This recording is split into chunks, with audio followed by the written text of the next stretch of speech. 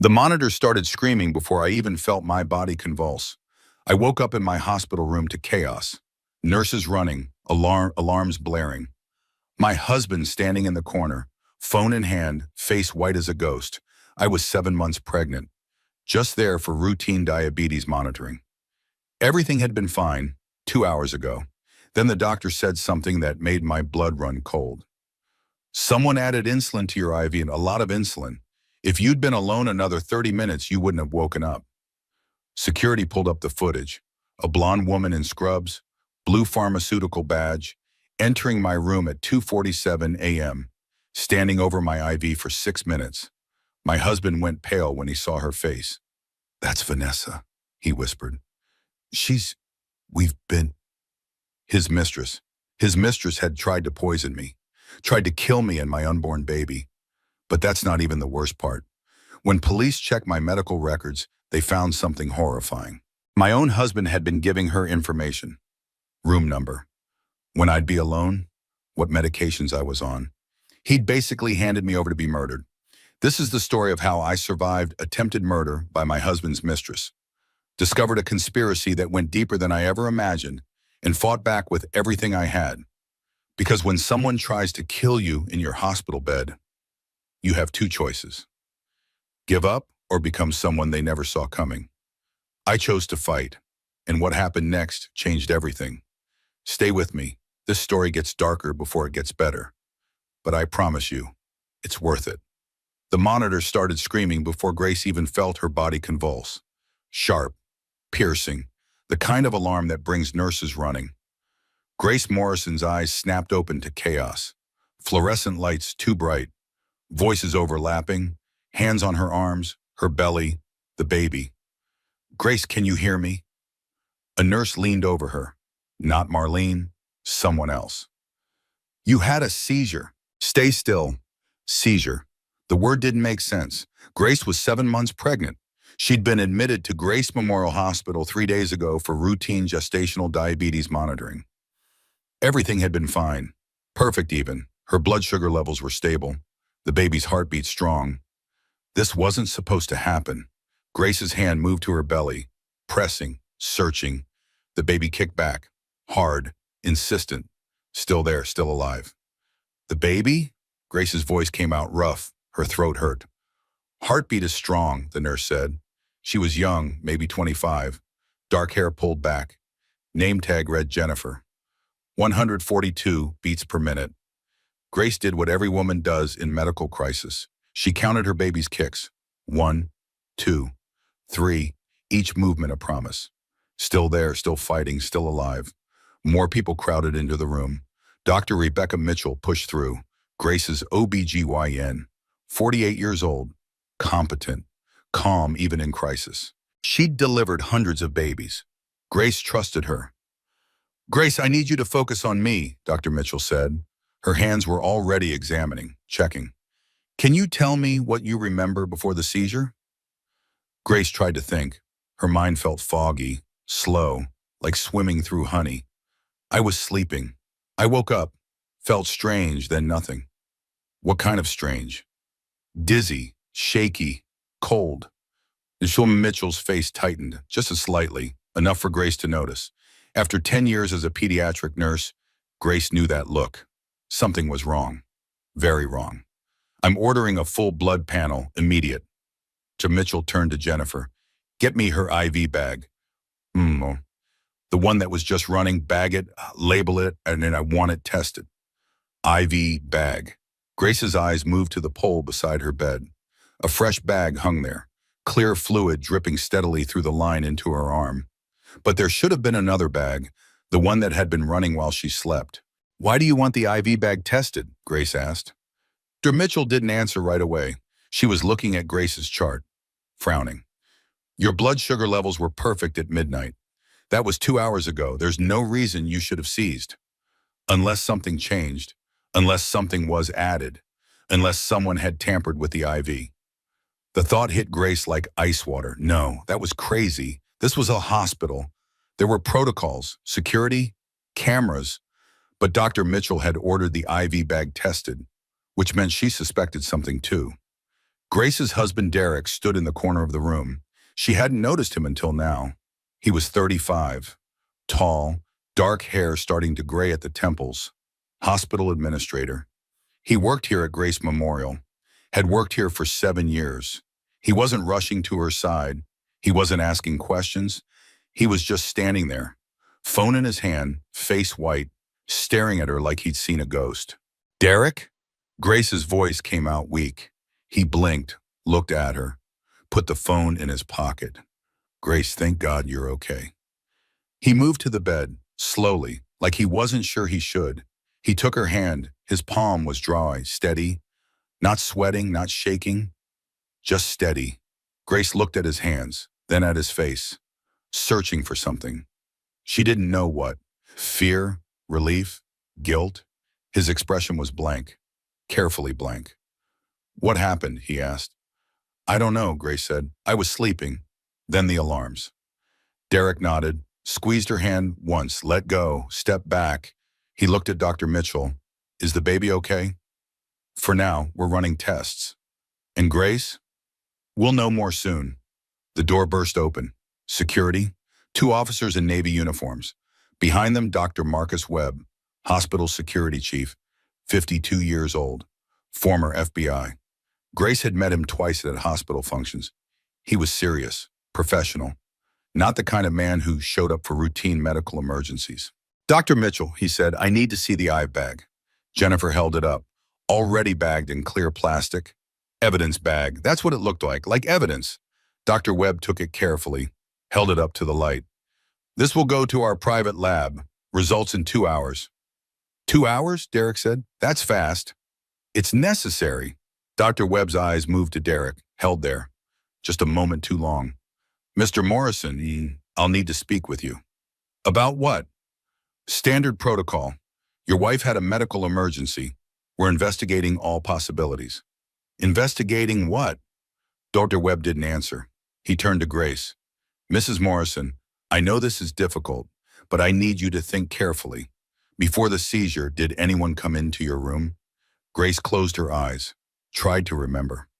The room had been dark. She'd been drifting in and out of sleep. The gestational diabetes made her tired. So tired. But yes, someone had come in. She remembered now. Movement, footsteps, quiet, careful. Someone adjusted my IV, Grace said slowly. I woke up just for a second, saw someone in scrubs, blonde ponytail, blue badge. Grace opened her eyes, looked at Dr. Webb. It wasn't my regular nurse. My regular nurse is Marlene Torres. She has black hair. The room went absolutely silent. Dr. Webb's expression didn't change, but something shifted behind his eyes. What time was this? I don't know. I fell back asleep, maybe an hour ago, maybe 2. Dr. Webb nodded, made a note. Blonde ponytail, blue badge. Do you remember anything else? Grace tried to think, but the image was already fading, like a dream slipping away. She was tall, thin. That's all I remember. Thank you, Mrs. Morrison. Dr. Webb turned to the security officers. Pull all camera footage from this wing. Last 3 hours. Focus on room 316. I want every person who entered or approached this door. The officers left immediately. Dr. Webb followed. He paused at the door, looked back at Derek. Mr. Morrison, my office, 20 minutes. Then he was gone. Grace looked at Derek, really looked at him. He was staring at the door where Dr. Webb had disappeared. His jaw was tight, his hands clenched at his sides. Derek? He turned to her, that blank expression back in place. I should call my parents, let them know what happened. Your parents? They'll want to know you're okay. Raymond and Helen Morrison, Derek's parents. Grace had met them exactly 4 times in 3 years of marriage. Raymond was a billionaire, private equity, old money, intimidating in the way that people with that much wealth always are. Helen was cold, polished, the kind of woman who made Grace feel small without saying a word. And they didn't like Grace. That much had been clear from the beginning. She wasn't from their world, wasn't from old money. She was a nurse from a middle-class family in Ohio, not suitable for their son. They don't need to know, Grace said. I'm fine. The baby's fine. They should know. Derek, it's 3 in the morning. They won't mind. He already had his phone out, already dialing. He walked to the corner of the room, spoke quietly. Grace couldn't hear the words, just the low murmur of his voice. Dr. Mitchell returned to Grace's bedside. How are you feeling? Confused, tired, scared. That's normal. Grace, I need to be honest with you. Something isn't right. Your blood sugar levels shouldn't have dropped like that. Not with the medication we have you on. Not with the monitoring we're doing. What are you saying? I'm saying we need to find out what caused the seizure, and we need to make sure it doesn't happen again. Grace's hand went to her belly again. The baby kicked. Strong, healthy, unaware of the danger, unaware that something or someone had tried to hurt them both. Someone added something to my IV, Grace said. It wasn't a question. She knew.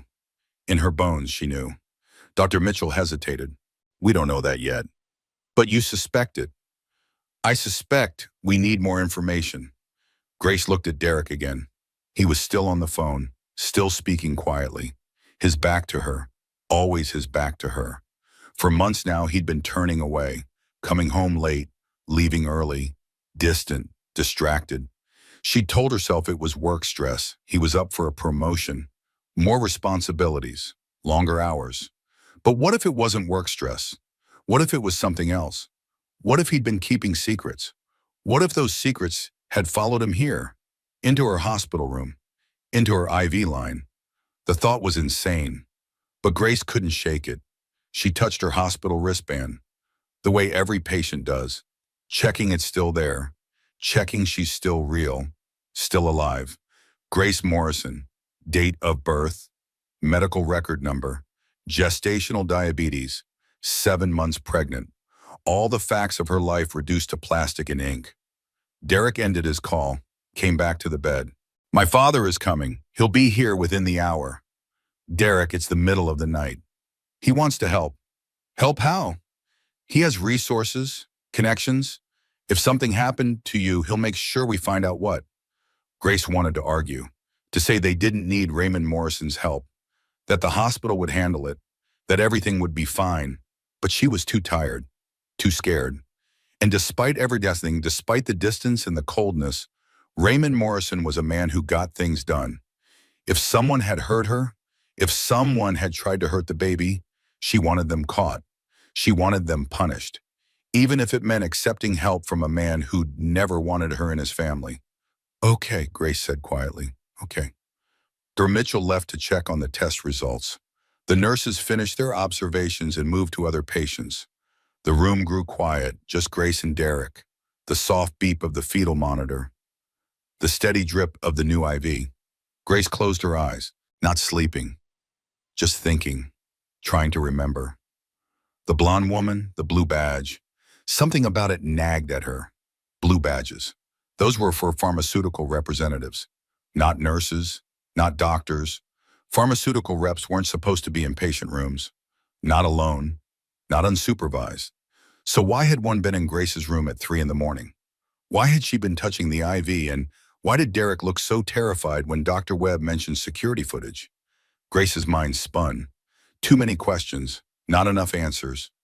The baby kicked again, harder this time, insistent, demanding attention. I know, baby, Grace whispered. I know you're scared. Me too. She thought about calling Marlene, her best friend since nursing school, the one person who always told her the truth, even when it hurt, especially when it hurt. But it was 3 in the morning. Marlene was working the ER tonight, double shift. She'd see her in the morning. They'd talk then.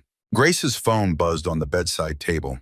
Text message from a number she didn't recognize. She picked it up, read the message. Her blood went cold. You should have stayed home. Raymond Morrison arrived 53 minutes after Derek's call. Grace heard him before she saw him. His voice in the hallway, deep, authoritative, the kind of voice that expected to be obeyed. Nurses stepped aside, security straightened. Even Dr. Webb's posture changed. Money did that. Power did that. Raymond walked into the room like he owned it. 64 years old, silver hair, expensive suit despite the early hour. He looked exactly like what he was, A man worth $3.7 billion who didn't waste time on pleasantries. He walked past Derek without a word, went straight to Grace's bedside, looked down at her. His face was unreadable. Grace had never been able to tell what Raymond Morrison was thinking.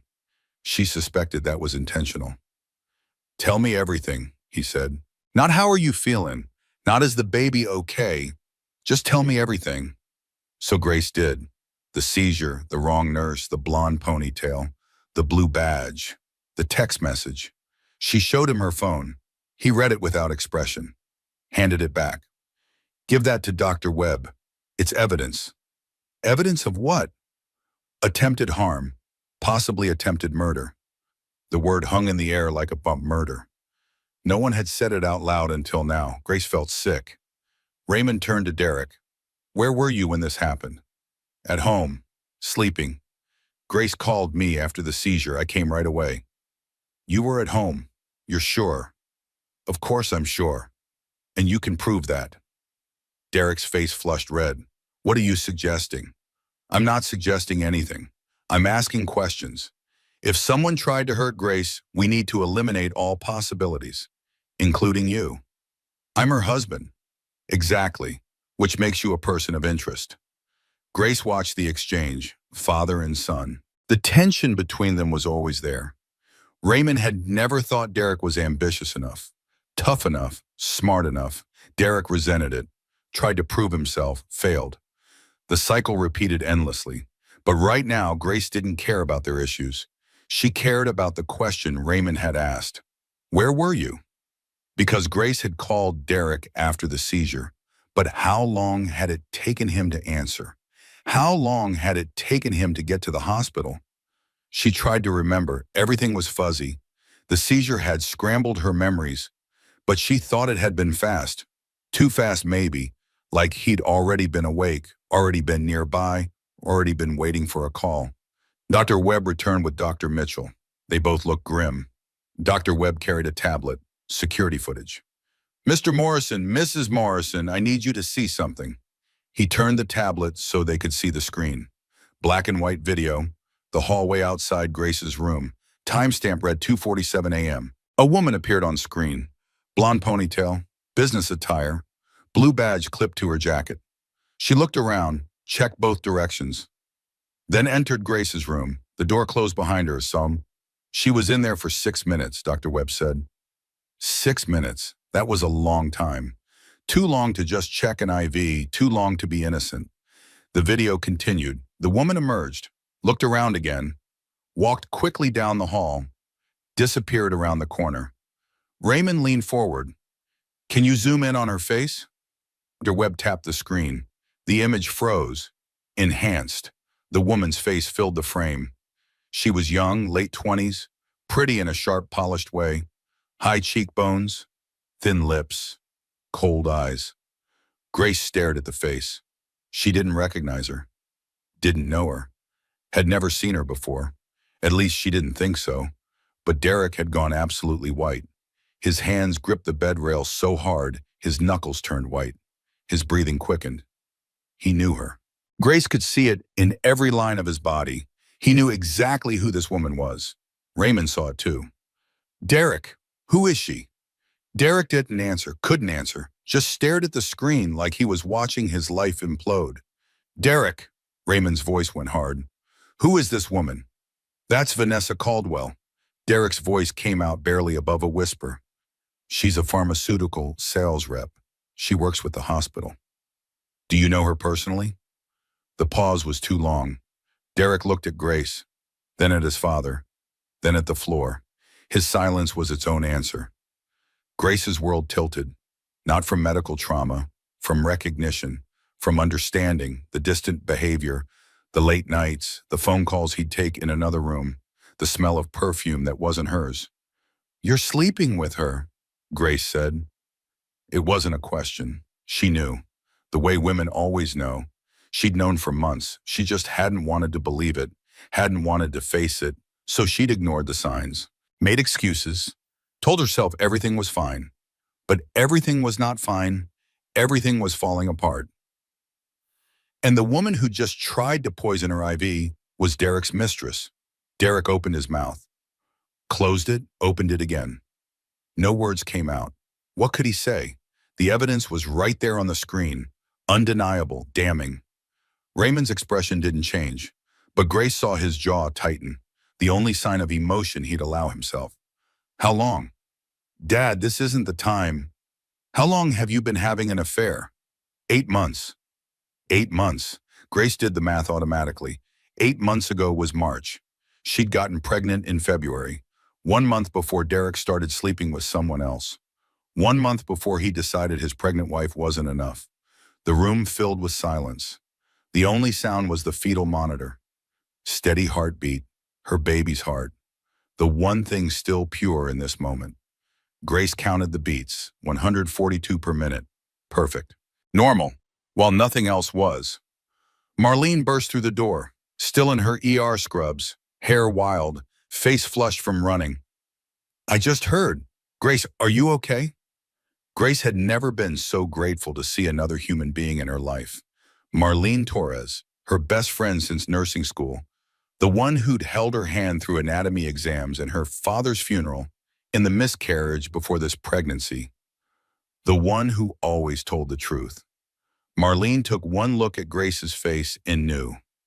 She always knew. She crossed to the bed, took Grace's hand, squeezed hard. What happened? Marlene asked. Grace told her. The seizure, the IV, the video, the affair. By the end, Marlene's face had gone hard. Dangerous. Grace had seen that look before. Usually right before Marlene destroyed someone verbally. She was 5 feet 2 inches of pure protective fury. You're telling me someone poisoned your IV, Marlene said slowly, carefully, like she was trying very hard not to explode. And that someone is sleeping with your husband. We don't know she poisoned it yet, Derek said quickly. We're waiting on test results. Marlene turned to look at him. You shut up. You don't get to talk right now. Derek's mouth snapped shut. Even Raymond looked slightly impressed. No one talked to Derek Morrison that way. No one except Marlene Torres. Grace, describe the woman you saw, Marlene said, the one who adjusted your IV. Blonde ponytail, blue badge, tall, thin. Blue badge. That's pharmaceutical reps. They're not supposed to be in patient rooms unsupervised, especially not at 3 in the morning. What was her badge number? I couldn't see it. I was half asleep. But you're sure it was blue? Yes, Marlene looked at Dr. Webb. Pharmaceutical reps have to sign in and out. They have to list every room they visit, every sample they deliver, every doctor they speak with. Check the logs. Already done. Vanessa Caldwell signed in at 6 p.m. yesterday. Signed out at 8 p.m. She shouldn't have been in the building at 3 a.m. Then how did she get in? We're investigating that now. Raymond's phone rang. He stepped away to answer. Grace watched him. His posture changed. His voice dropped. When he came back, his expression was different. Harder, colder. The preliminary test results on the IV bag, he said. Someone added insulin, a significant amount. The words hit Grace like a physical blow. Insulin. She was diabetic. She was already on insulin for gestational diabetes. Additional insulin would cause hypoglycemic shock, seizures, coma, death. If she'd been alone for another 30 minutes, she would have died. The baby would have died. That's impossible, Derek said. His voice shook. This is a hospital. There are protocols, security. How could someone just add insulin to an IV? That's what we're going to find out, Raymond said. His eyes were cold, fixed on his son. Where were you when your wife was alone with her IV, Derek? I was at home. I already told you. Can anyone verify that? Derek's face went from white to red. You're seriously asking me for an alibi? I'm the victim here too. My wife was attacked. Your wife was attacked, Raymond agreed, by your mistress, which raises some very interesting questions, such as, did you know? Did you help her? Did you give her access? No, absolutely not. I would never. You've been lying to Grace for 8 months. Lying is clearly something you are comfortable with. Grace felt like she was watching the scene from very far away, like it was happening to someone else. This couldn't be her life. This couldn't be her husband. This couldn't be real. But it was real. The evidence was there. The insulin was there. The affair was there. All of it real. All of it happening. All of it destroying everything she'd thought she knew. "I'm not crazy," Grace said quietly. Everyone turned to look at her. "I'm not crazy. Something has been wrong for weeks. I've been feeling off, dizzy, nauseous beyond normal pregnancy. Tired, so tired." I told Derek. He said it was normal third trimester symptoms. "When did the symptoms start?" Dr. Mitchell asked. Grace thought back. Tried to pinpoint the moment things changed. 3 weeks ago, maybe 4. Dr. Mitchell's face went grim. "I need to review all of Grace's medical records. Every test, every result, every visit. If someone's been tampering with her treatment, there will be evidence. And I need to speak with Vanessa Caldwell," Raymond said. He looked at Dr. Webb. "Do you know where she lives?" "I have her employment ball, address, phone number, emergency contact." "Good. Send that to my phone and send someone to bring her in for questioning." "Mr. Morrison, with all due respect, that's a police matter." "Then call the police, but make sure they understand the urgency. Someone tried to kill my daughter-in-law. I want answers. Now." Raymond pulled out his phone, made a call. His voice was low, but Grace heard pieces of it. "Patricia, Raymond Morrison, I need you at Grace Memorial, 3rd floor, room 316. I have an attempted murder on video." Patricia Brennan. Grace recognized the name. Detective. Raymond had connections with the police department, donations, fundraisers, the kind of connections that got phone calls answered at 4 in the morning. Derek stood abruptly. "I need air. This is too much." "Sit down," Raymond said. "You're not going anywhere." "You can't keep me here." "Yes, I can. You're a person of interest in an attempted murder investigation. If you leave this room, I'll have you arrested for obstruction of justice." Derek sat down. Hard. His face was ashen. He looked at Grace, opened his mouth, closed it. What could he say? "I'm sorry, I didn't know. I love you." All of it would be lies. Grace could see it in his eyes. Whatever he'd felt for her once, it was gone now. Had been gone for 8 months. Maybe longer.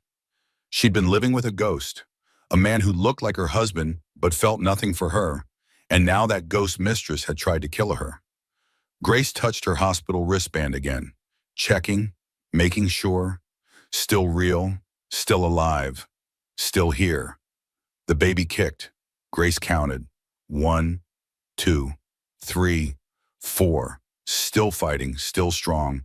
That's what mattered. Not Derek, not the affair, not the betrayal, just the baby, just survival. Raymond made 3 more calls. Private investigators, lawyers, his own security team. Within 10 minutes, he'd mobilized an army. Money did that. Power did that. Marlene sat beside Grace, held her hand, didn't say anything, just stayed. That's what real love looked like. Not the grand gestures or the expensive gifts, just showing up, just staying, just being there in the dark. "Thank you," Grace whispered. Marlene squeezed her hand tighter. "Please, Doctor." Mitchell returned with more test results. "Grace, your blood work shows your insulin levels were dangerously high, far higher than they should have been with your prescribed medication. Someone definitely added insulin to your IV. How much?" "Enough to kill you. If the seizure hadn't triggered the alarms, if you'd been asleep for another hour, you wouldn't have woken up." The words settled over the room like ice. Raymond's expression went even harder. Marlene's grip on Grace's hand tightened to almost painful. Derek put his head in his hands, and Grace just breathed. In and out, still alive, still here. Against all odds, Officer Patricia Brennan arrived 20 minutes later. She was 41, sharp-eyed, experienced, the kind of cop who'd seen everything and wasn't easily shocked. But even she looked disturbed as she reviewed the evidence. The video, the test results, the timeline, the affair, all of it laid out in brutal detail. "This is premeditated attempted murder," Patricia said. "Possibly multiple counts if she's been tampering with Mrs. Morrison's treatment for weeks." She looked at Derek. "And you, Mr. Morrison, are in serious trouble. At minimum, you're a witness. At maximum, you are an accessory." I didn't know, Derek said desperately. I swear to God, I didn't know she would do this. But you knew she was obsessed, Patricia said. You knew she wanted more from you. You knew she saw your wife as an obstacle, and you kept seeing her anyway. You brought her into this hospital, gave her access, gave her information. That makes you complicit. Derek's face crumpled. I need a lawyer. Yes, Raymond said coldly. You do. Patricia set up a command center in an empty conference room. Computer equipment, printers, a whiteboard already filling with notes and timelines. Grace watched from her hospital bed via video feed. Raymond had insisted. She had a right to see everything, to know everything. Marlene stayed with her, hand in hand, both women silent, watching as the investigation unfolded. Dr. Webb pulled up more security footage, not just the hallway outside Grace's room, every camera in the hospital, parking garage, lobby, employee entrance, pharmaceutical representative sign-in desk. The timeline emerged piece by piece. Vanessa Caldwell had signed out at 8 p.m. Her car had left the parking garage at 8:14 p.m. Normal, expected. But at 2:38 a.m., a car matching her vehicle had returned, parked in a visitor spot far from the cameras. A figure in dark clothing had entered through a side service entrance. Key card access. The door shouldn't have opened for her, but it did. She has an access card, Dr. Webb said. One she shouldn't have. Those cards are only issued to employees and residents. Could Derek have given her one? Patricia asked. Derek sat in the corner of the conference room. Lawyer beside him, expensive suit, sharp eyes, already earning his fee. My client has no comment at this time. Patricia didn't push. She didn't need to. The evidence was building itself. Card access logs showed the stolen key card had been used 43 times in the past month. Always late at night, always in restricted areas, including the pharmaceutical supply room. She's been stealing, Dr. Webb said. Insulin, sedatives, other medications, all of it documented, all of it logged to that key card. And no one noticed? Patricia's voice was sharp. The thefts were small, a vial here, a syringe there, nothing that would trigger an automatic alert. She was careful, methodical. This wasn't impulsive, this was planned. Grace felt cold despite the warm hospital room. Planned.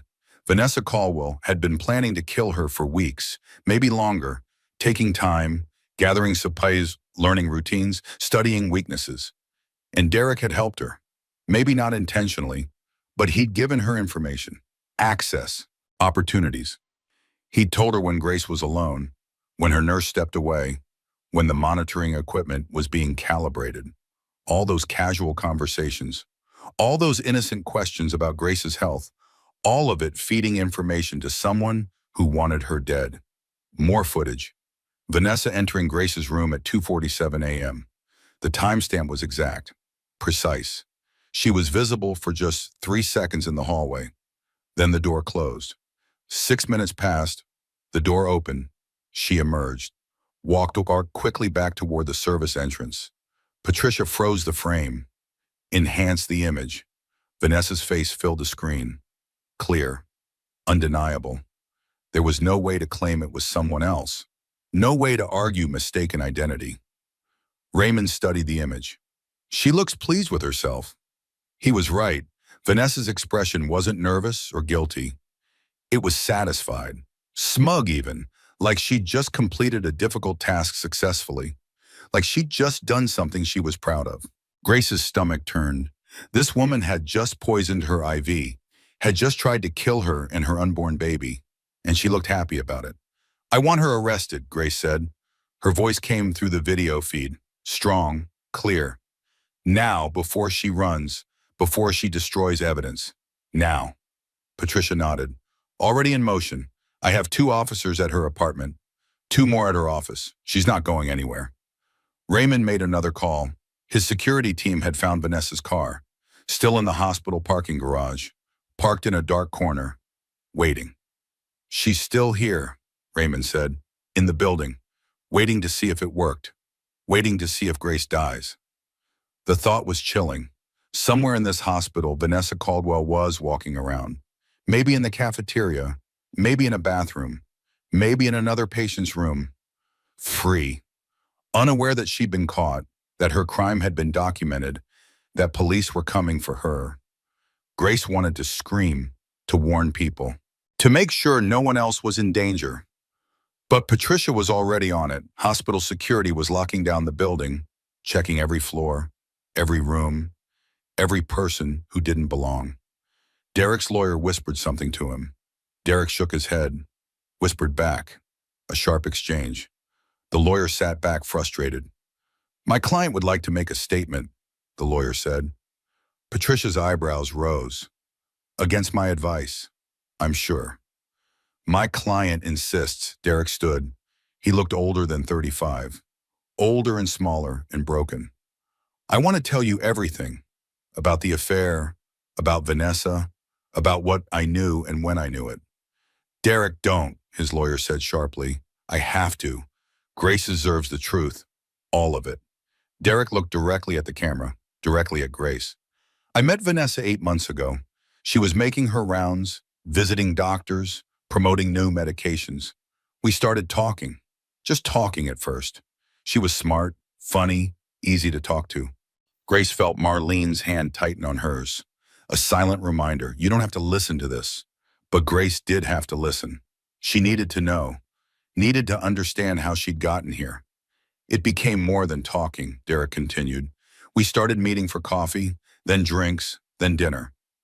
I knew it was wrong. I knew I was married. I knew Grace was pregnant. But I couldn't stop." "Why?" Patricia asked. "Why couldn't you stop?" Derek's face twisted. "Because she made me feel important. Special. Like I mattered. Grace was always so focused on the baby, on preparing, on nesting. I felt like I disappeared, like I was just a paycheck and a sperm donor. Vanessa made me feel like a person again." Grace closed her eyes, breathed through the pain. So it was her fault. She'd focused too much on the pregnancy, on preparing for their child, on building a future. And he'd felt neglected. So he'd found someone who gave him attention. Classic narcissism, classic selfishness, classic Derek. "When did Vanessa start asking about Grace's medical treatment?" Patricia asked. "About 3 weeks ago. She asked what Grace's diagnosis was, what medication she was on, how often she was monitored. I thought she was just curious, making conversation. I didn't think anything of it." "You gave her information about your wife's private medical records." "I didn't think it mattered." "It matters very much. It's illegal. It's a HIPAA violation. And it makes you complicit in what happened next." Derek sat down, hard. His face was white again. "I didn't know she would do this, I swear. I thought she understood. I told her I couldn't leave Grace, not while she was pregnant. Maybe after the baby came. Maybe we could figure something out then. But not now." "And how did Vanessa respond to that?" "She said she understood. She said she'd wait, that we had time." I believed her. Grace opened her eyes, watched Derek on the screen. He looked sincere, desperate, believable. But Grace had learned, liars always look sincere. That's what makes them good liars. "When did you last see Vanessa?" Patricia asked. "Yesterday, 6 p.m., in the hospital parking garage. She texted me, said she needed to talk. We met for 20 minutes. "What did you talk about?" "She asked when Grace was being released. I said probably in 2 more days. She asked if Grace would be alone at night. I said yes, her regular nurse left at 2 a.m. Night shift nurse made rounds every hour." Patricia's expression went hard. "You told her when Grace would be alone. You told her when the nurse wouldn't be watching. You gave her the perfect window to attack." "I didn't know that's what she was planning." "What did you think she was planning, Mr. Morrison? You just told her you couldn't be with her yet, that your pregnant wife was in the way. What exactly did you think would happen?" Derek had no answer, just sat there, looking small and guilty and pathetic. Raymond hadn't moved during the entire exchange, just watched his son. When Derek finished talking, Raymond spoke quietly. "You've destroyed everything, your marriage, your career, your family, your freedom. All for what? For a woman who tried to commit murder? Was it worth it?" Derek put his head in his hands, started crying, loud, ugly sobs. Grace watched without feeling anything. The tears didn't move her. The guilt didn't move her. Nothing about Derek moved her anymore. Whatever she'd felt for him once, it was dead now. Killed by betrayal, by lies, by the insolence someone had added to her IV while he'd given them the information to do it. Patricia received a call, listened. Her face changed. "We have her," Vanessa Caldwell, apprehended in the hospital cafeteria. She had vials of insulin in her purse and a key card that shouldn't work on this floor anymore. Grace felt something shift inside her chest. Relief, justice, safety. Vanessa Caldwell was caught, arrested, unable to hurt anyone else. But the feeling was hollow, because catching her didn't undo the damage, didn't erase the fear, didn't restore the life Grace had lost, the marriage, the trust, the innocence. Everything was different now. Everything was broken, and Grace didn't know if any of it could be fixed. Raymond turned to the camera, looked directly at Grace. "She's caught. You're safe. The baby was safe. We'll handle the rest." Grace nodded, too tired to speak, too overwhelmed to process. Marlene squeezed her hand. "You're doing great. Just breathe. Just stay with me." Grace breathed in and out, counted the baby's kicks. 1, 2, 3, still alive, still fighting, still here. That's what mattered. Not Derek, not Vanessa, not the betrayal, just survival, just one breath after another, just making it through the next minute, the next hour, the next day. Grace looked at her reflection in the darkened window. Pregnant woman in a hospital bed, IV attached, monitors beeping. She looked like every other patient, vulnerable, fragile, helpless. But she wasn't helpless. She'd survived. She'd called for help. She'd provided evidence. She'd fought back without even meaning to. Her body had seized. The alarms had sounded. The nurses had come running. She'd saved herself, and she'd saved her baby. That was power. Real power, not the kind Raymond Morrison had with his billions, not the kind Derek had thought he had with his lies. The power to survive, to endure, to keep breathing when everything said to give up. Grace touched her belly. "We're okay, baby. We're going to be okay." She wasn't sure if she believed it, but she needed to say it, needed to hear the words out loud, needed to make them true through sheer force of will. Marlene leaned close, whispered, "Do you want me to turn off the feed? You don't have to watch anymore." Grace shook her head. "I need to see. I need to know everything. No more secrets, no more lies. I need the truth, all of it." "Okay, I'm here. Whatever you need." Grace watched as Patricia prepared to interrogate Vanessa Caldwell. The woman who tried to kill her. The woman who'd been sleeping with her husband. The woman who'd thought she could just eliminate Grace and take her place. Grace wanted to see her face, wanted to hear her voice, wanted to understand what kind of person tries to poison a pregnant woman's IV. Because understanding was the first step to healing, and Grace needed to heal. For herself, for the baby, for whatever came next. The interrogation was about to begin. Vanessa Caldwell didn't lawyer up immediately. That was her first mistake. Patricia knew it, Raymond knew it, even Derek's lawyer knew it. The guilty ones who think they're smart always make that mistake. They think they can talk their way out, charm their way through, explain everything until it makes sense. They never can, but they always try. Grace watched through the video feed as Vanessa was led into an interrogation room. She wore yoga pants and a hoodie, blonde hair pulled back in a ponytail, no makeup. She looked younger without it, vulnerable, almost innocent. But Grace saw the truth behind the facade, saw it in the way Vanessa's eyes darted around the room, calculating, assessing, looking for advantages, for weaknesses, for ways to win. Patricia sat across from her, patient, professional.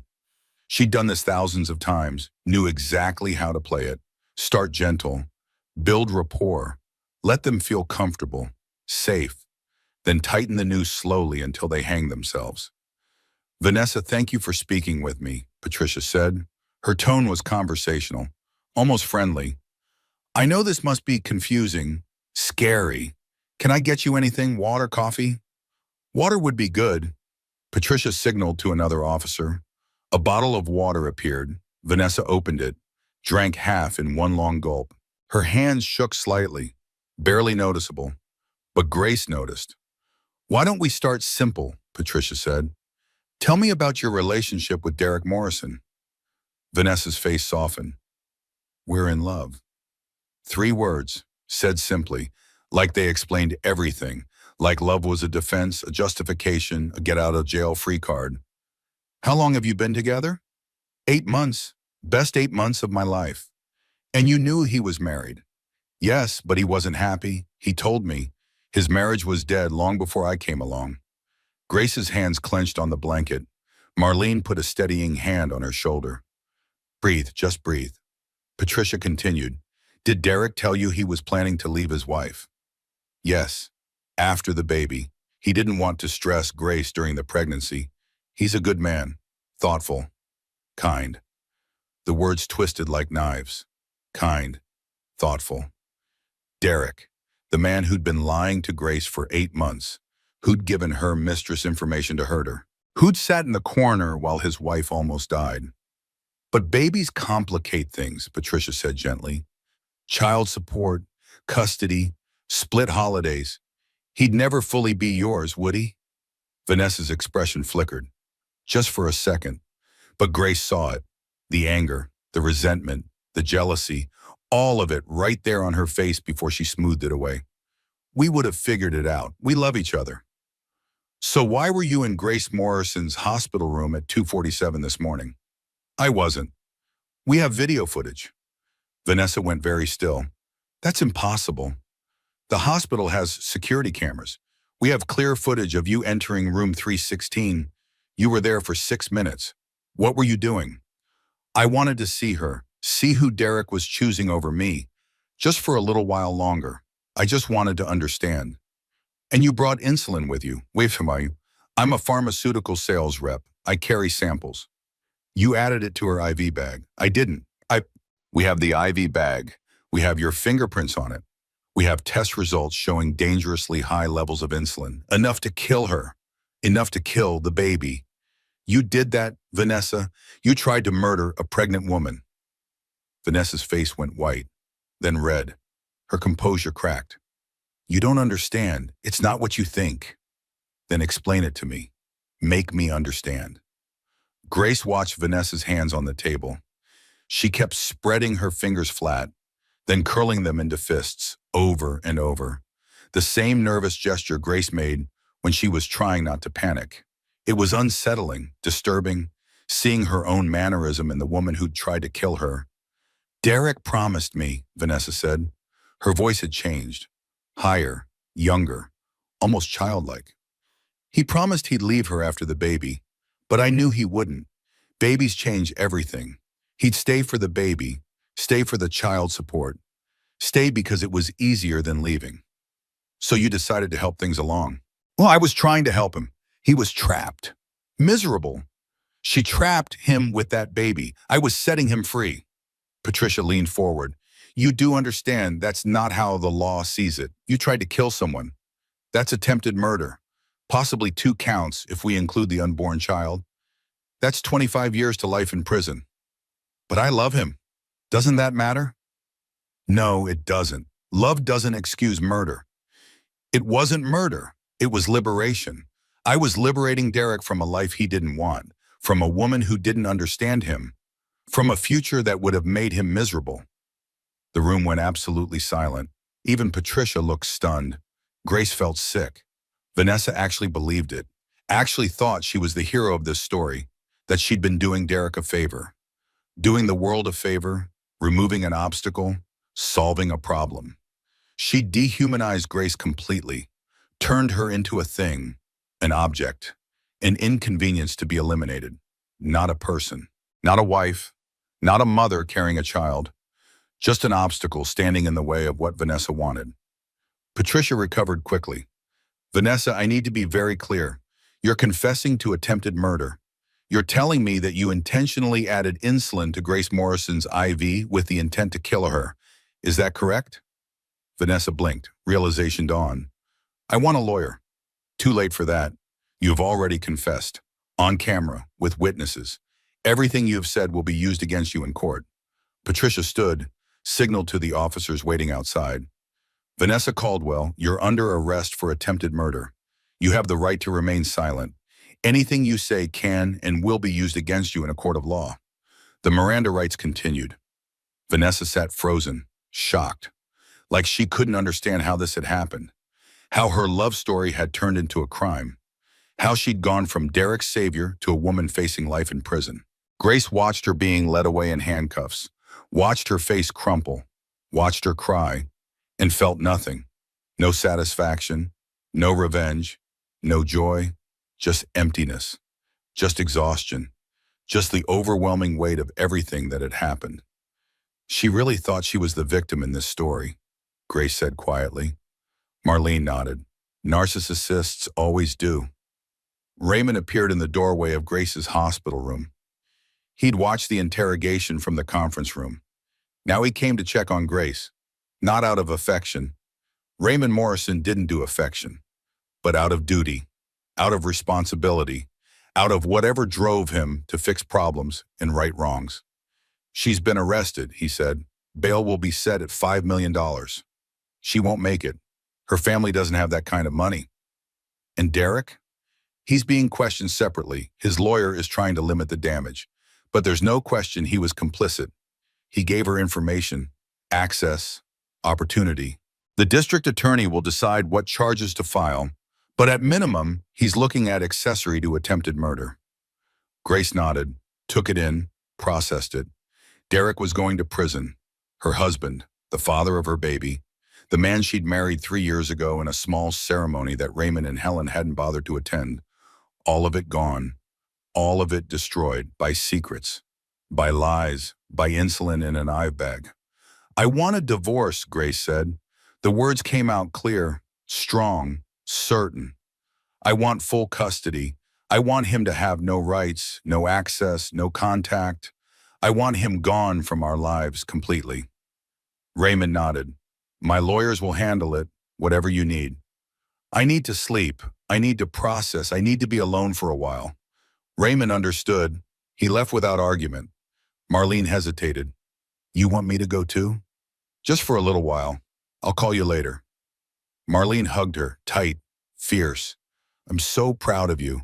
You're the strongest person I know. Grace didn't feel strong. She felt shattered, but she nodded anyway. Let Marlene think she was okay. Let everyone think she was okay. She'd fall apart later. In private, where no one could see. The room emptied, just Grace and the monitors and the baby. Quiet. Finally, blessedly quiet. Grace put her hand on her belly. The baby kicked, strong, healthy, unaware of the chaos, unaware that someone had tried to end her life before it began. I deserved better than this, Grace whispered.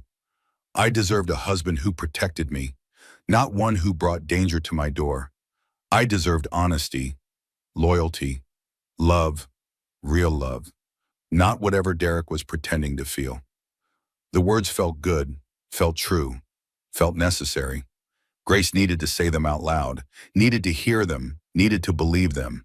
She'd spent 8 months making excuses for Derek's behavior, telling herself he was stressed, busy, distracted, that things would get better after the baby came, that they just needed to get through this difficult patch. But it wasn't a patch, it was the truth. Derek didn't want this life, didn't want this marriage, didn't want her. Maybe he never had.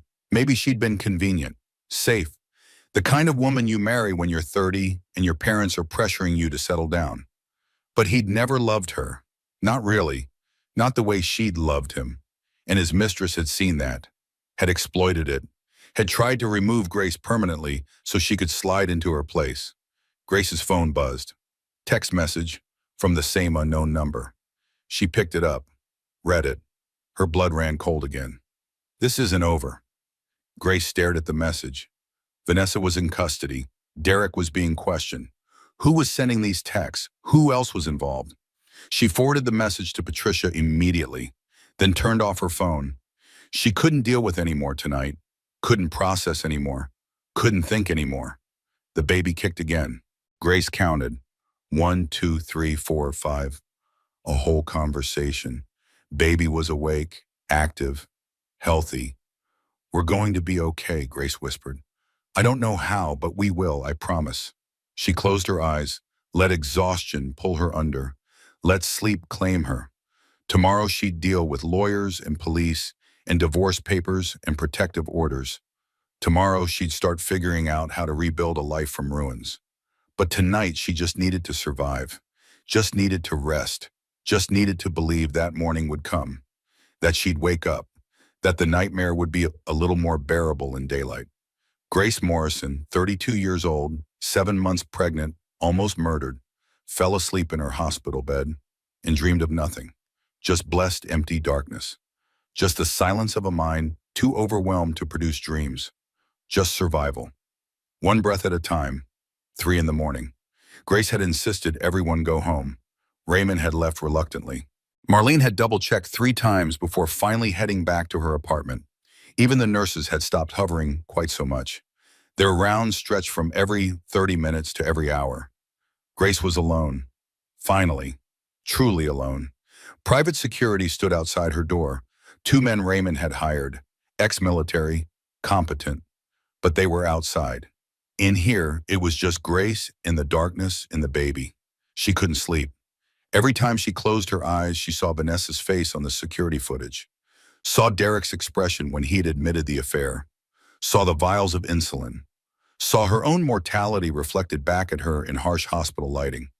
The baby was awake too, kicking, moving, restless, like she could sense her mother's anxiety, like she knew something was wrong. "Hey, baby," Grace whispered into the darkness. "It's just us now." The fetal monitor beeped steadily, 140 beats per minute. Perfect, beautiful, alive. Grace focused on that sound. Let it anchor her, ground her, remind her what mattered. She thought about Derek, 3 years of marriage, or what she'd thought was marriage. Had any of it been real? Their wedding day? He'd cried during his vows, or had he? Now Grace couldn't remember. Couldn't separate real memories from imagined ones. Couldn't trust anything she thought she knew. Their honeymoon in Maui. He'd said he'd never been happier. Had he meant it, or had he been lying even then? Planning his escape? Tolerating her until something better came along? The day she'd told him about the pregnancy, he'd seemed excited. Kissed her, held her, talked about baby names and nursery colors. But was that real? Or was that the moment he'd realized he was trapped? Stuck with a wife he didn't love and a baby he didn't want? Grace felt tears slide down her face. Hot, angry, bitter. She'd been so stupid, so trusting, so naive. She'd seen the signs, the distance, the late nights, the phone calls he'd take in another room, the smell of perfume that wasn't hers. She'd noticed all of it and ignored all of it, because admitting it would mean admitting her marriage was a lie, that her baby's father didn't want them, that she'd have to start over. Alone, pregnant, 32 years old. So she'd lied to herself, made excuses, told herself everything was fine, that she was being paranoid, that pregnancy hormones were making her crazy. "The hardest part is admitting I knew all along," Grace said into the darkness. "Some part of me knew. I just didn't want to believe it." She'd been a nurse. She knew the signs of infidelity, had seen them in patients' relationships, in friends' marriages, in her own parents before they divorced when she was 12. She knew what betrayal looked like, and she'd ignored it when it was happening to her, because believing the lie was easier than facing the truth. Grace thought about the distance. It had started 6 months ago, subtle at first. Derek coming home and going straight to the shower, working out more, dressing better, taking more care with his appearance. She'd told herself he was taking better care of himself, that it was good, healthy. Never mind that he'd never cared about fitness before. Never mind that he'd suddenly started buying expensive cologne. Never mind that his phone was always face down now, always locked, always guarded. Little things, things she'd noticed and dismissed, things that added up to an affair she hadn't wanted to see. Grace got out of bed slowly. Every movement hurt. Her body was still recovering from the seizure, from the insulin overdose, from nearly dying. She walked to the window, looked out at the hospital parking lot below. Empty. Quiet, a few cars scattered here and there, ambulances waiting in the bay, the rest just darkness. She could see her reflection in the glass, pregnant woman in a hospital gown, IV still attached, looking like every other patient, vulnerable. Anonymous, reduced to medical condition and room number. She touched the cold glass. Somewhere out there, Vanessa Caldwell was in a jail cell, and Derek was probably in his expensive car, driving home to their empty house. Or maybe not their house. Maybe he was going to Vanessa's apartment. Maybe he was already planning his defense, his excuse, his next lie. Grace's phone sat silent on the bedside table. She'd turned it back on after her nap. No new messages. The threatening text had been the last one. Patricia had traced it. Burner phone. Untraceable. Could have been Vanessa. Could have been someone else. They didn't know. Grace had tried calling her mother. No answer. Her mother lived in Florida now, retired, remarried, building a new life. She'd call her back tomorrow. When she saw the missed calls, when Grace told her what happened, she'd be horrified, supportive, would probably fly up immediately, but Grace didn't want her mother here, didn't want to explain, didn't want to admit she'd married the wrong man, made the wrong choice, ignored all the warning signs until it was almost too late. A soft knock on the door. Grace tensed. The security guard opened it slowly. "Mrs. Morrison, you have a visitor. Says she's family." Helen Morrison stepped into the room. Derek's mother, the woman who'd made Grace feel unwelcome at every family gathering for 3 years, who'd looked at Grace like she was inferior. Wrong. Not good enough for her son. Helen's eyes were red from crying, her perfect makeup smudged, her designer clothes rumpled. She looked human, breakable. Grace had never seen her look human before. "I didn't raise him to do this," Helen said quietly.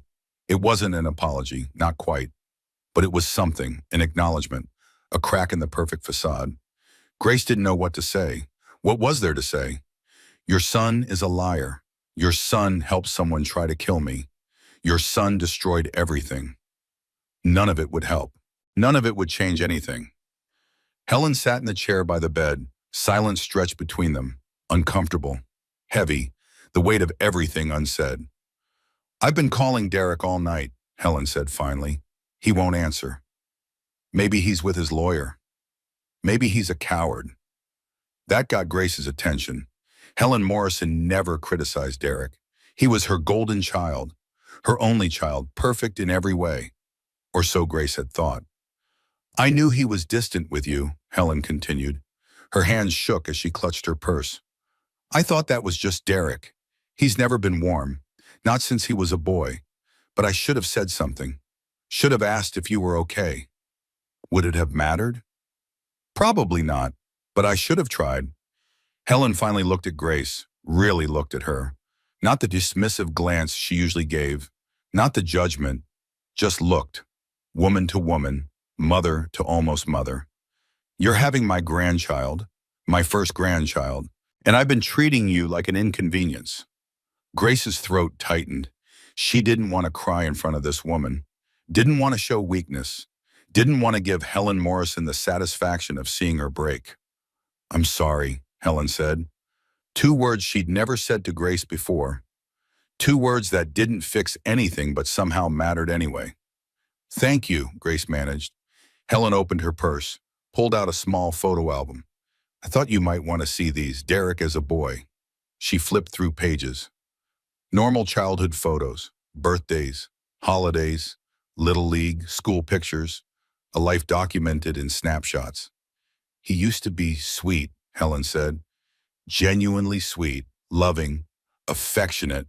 I don't know what happened."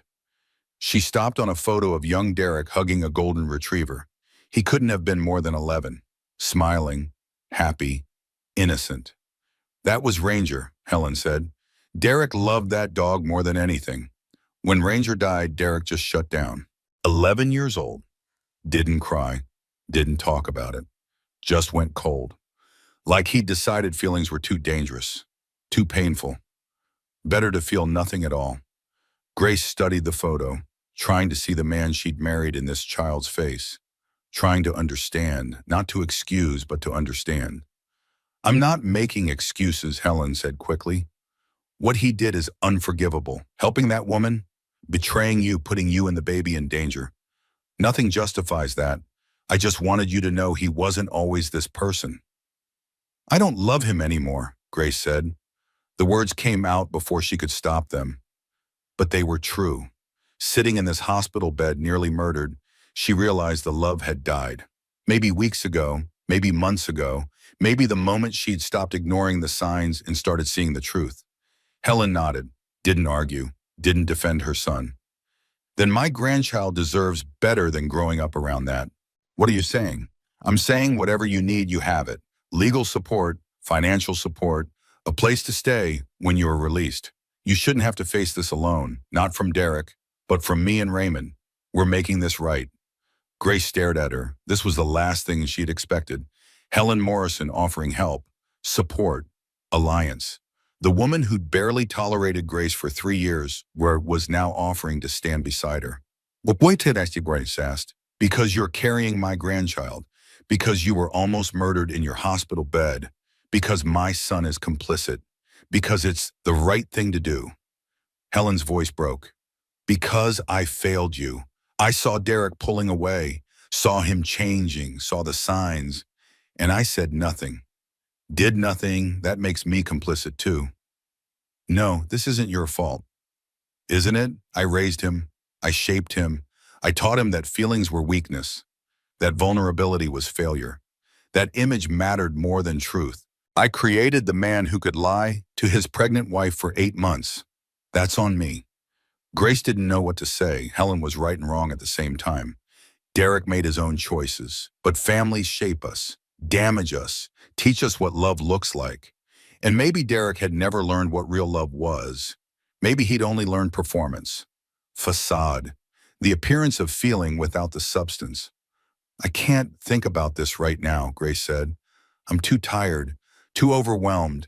I just need to get through tonight. Tomorrow I'll figure out the rest. Of course. Helen stood, hesitated, then leaned down and hugged Grace. Actually hugged her. The first time in 3 years. It was awkward, unpracticed, but real. You're going to be a wonderful mother, Helen whispered. Then she was gone. The door closed quietly behind her. Grace was alone again, but something had shifted. Something small but significant. She wasn't completely alone. She had Marlene. She had Raymond and Helen against all odds. Off all odds. She had doctors and lawyers and security guards. She had people on her side. People who would help her fight. People who would stand with her when Derek tried to destroy her in divorce court. When his lawyers tried to paint her as unstable. When the world tried to blame her for not keeping her husband happy. She had an army. She just hadn't realized it yet. Grace looked out the window again. Dawn was coming, faint light on the horizon, night bleeding into day. She'd survived. She'd made it through the darkest hours, and morning was coming. The baby kicked, hard, insistent. Grace put both hands on her belly, felt the movement, the life, the future. We're going to be okay, Grace whispered. I don't know how yet, but we will. I promise you. We will go. She believed it. For the first time since the seizure, she actually believed it. Not because anything had changed, but because she had. She wasn't the woman who checked into this hospital 3 days ago. That woman would have forgiven Derek, would have believed his excuses, would have tried to save the marriage. This woman knew better. This woman understood that some things couldn't be forgiven, shouldn't be forgiven. Some betrayals were too deep, too complete, too dangerous. This woman was going to survive, was going to divorce her cheating husband, was going to raise her daughter alone, was going to build a life from the ruins, a better life, a real life, a life built on truth instead of lies. Grace Morrison, 32 years old, 7 months pregnant, almost murdered, watched the sun rise through her hospital window and made a decision. Not revenge, not forgiveness, just survival. Just putting one foot in front of the other, just doing whatever it took to protect her daughter. That was enough. For now, that was enough. Morning came with hospital efficiency, Nurses checking vitals. Breakfast tray delivered. Doctors making rounds. The machinery of healing and recovery clicking into motion. Grace felt more human, more clear. Sleep had helped. So had Helen's unexpected visit. Dr. Mitchell arrived with good news. Your levels are stable. The baby's heartbeat is strong. No signs of lasting damage from the insulin overdose. You are incredibly lucky. Lucky. Grace almost laughed.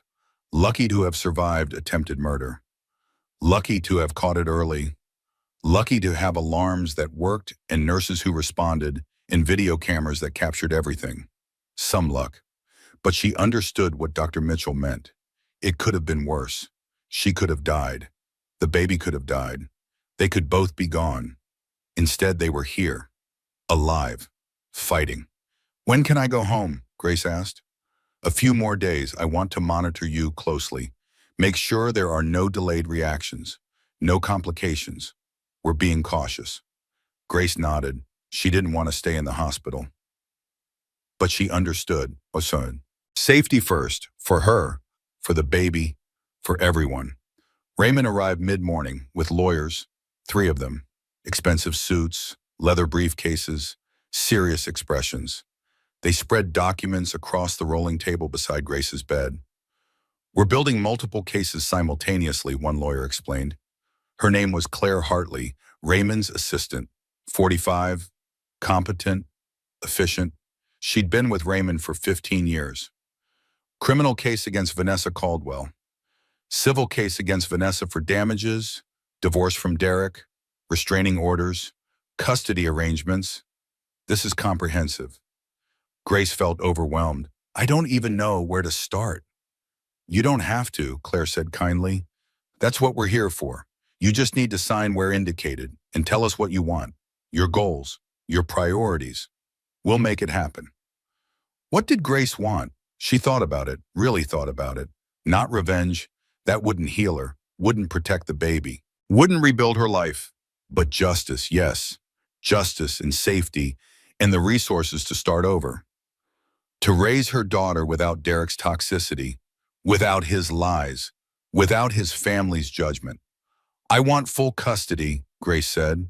No visitation, not supervised, nothing.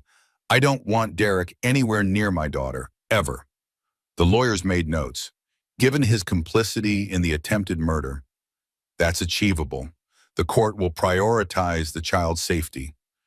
I want the house, the cars, our joint accounts, everything. He tried to have me killed. He doesn't deserve half. He deserves nothing. More notes. We'll pursue full asset division in your favor. Given the circumstances, we have strong grounds. I want a restraining order. For me and the baby, 500 yards minimum. If he violates it, immediate arrest. Standard in these cases we'll file today. And I want him to pay medical bills, hospital bills, therapy bills, legal bills, all of it. He created this situation. He can fund the recovery. Agreed. We'll pursue maximum financial penalties. Grace felt something shift inside her. Not just anger anymore. Purpose. Direction. A plan. She was taking control, taking her life back, taking her power back. One document at a time, one decision at a time, one step toward freedom. Patricia Brennan arrived before lunch. She had updates on the criminal case.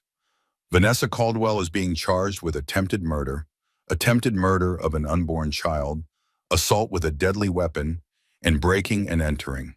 Her bail hearing is tomorrow. We're requesting $5 million. Will she make it? Grace asked. Unlikely. Her family is middle class. They don't have Morrison money. She'll probably stay in custody until trial. Good. Grace didn't feel guilty about that. Vanessa had tried to kill her, had methodically planned it, had stolen access cards and medications and information, had walked into Grace's room and added insulin to her IV with full knowledge of what it would do. She deserved to sit in jail, to be afraid, to understand consequences. Derek is cooperating, Patricia continued. He's given us everything about the affair, where they met, how often, what they discussed, how much he told her about you. Do I want to know? Patricia hesitated. Probably not, but it might help with the divorce. Proof of emotional cruelty, mental abuse, building a case for why you deserve everything. Tell me. So Patricia did, and it was worse than Grace had imagined. Derek had told Vanessa everything. Private things, intimate things, things Grace had shared in confidence, thinking she was talking to her husband, her partner, the person who was supposed to protect her secrets. He'd told Vanessa that Grace was clingy, needy, boring in bed, that the pregnancy had made her fat and unattractive, that he was only staying until the baby came because divorce while she was pregnant would make him look bad. Every cruel thought he'd ever had, every resentment, every moment of contempt, all of it shared with his mistress while he smiled at Grace, kissed her goodnight, told her he loved her. Grace felt sick, but she also felt clarity. This man wasn't worth mourning, wasn't worth missing, wasn't worth a single tear. He was cruel, selfish, small, and she was better off without him. Use all of it, Grace said, in court, in divorce proceedings, in custody hearings. I want the judge to see exactly who Derek Morrison is. I want everyone to know. Patricia nodded grimly. You'll have it.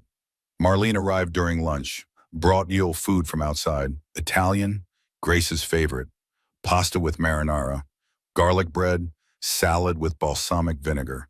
Hospital food was terrible. This was heaven. I figured you needed something good, Marlene said. Something normal. Something that isn't hospital and tragedy, an attempted murder.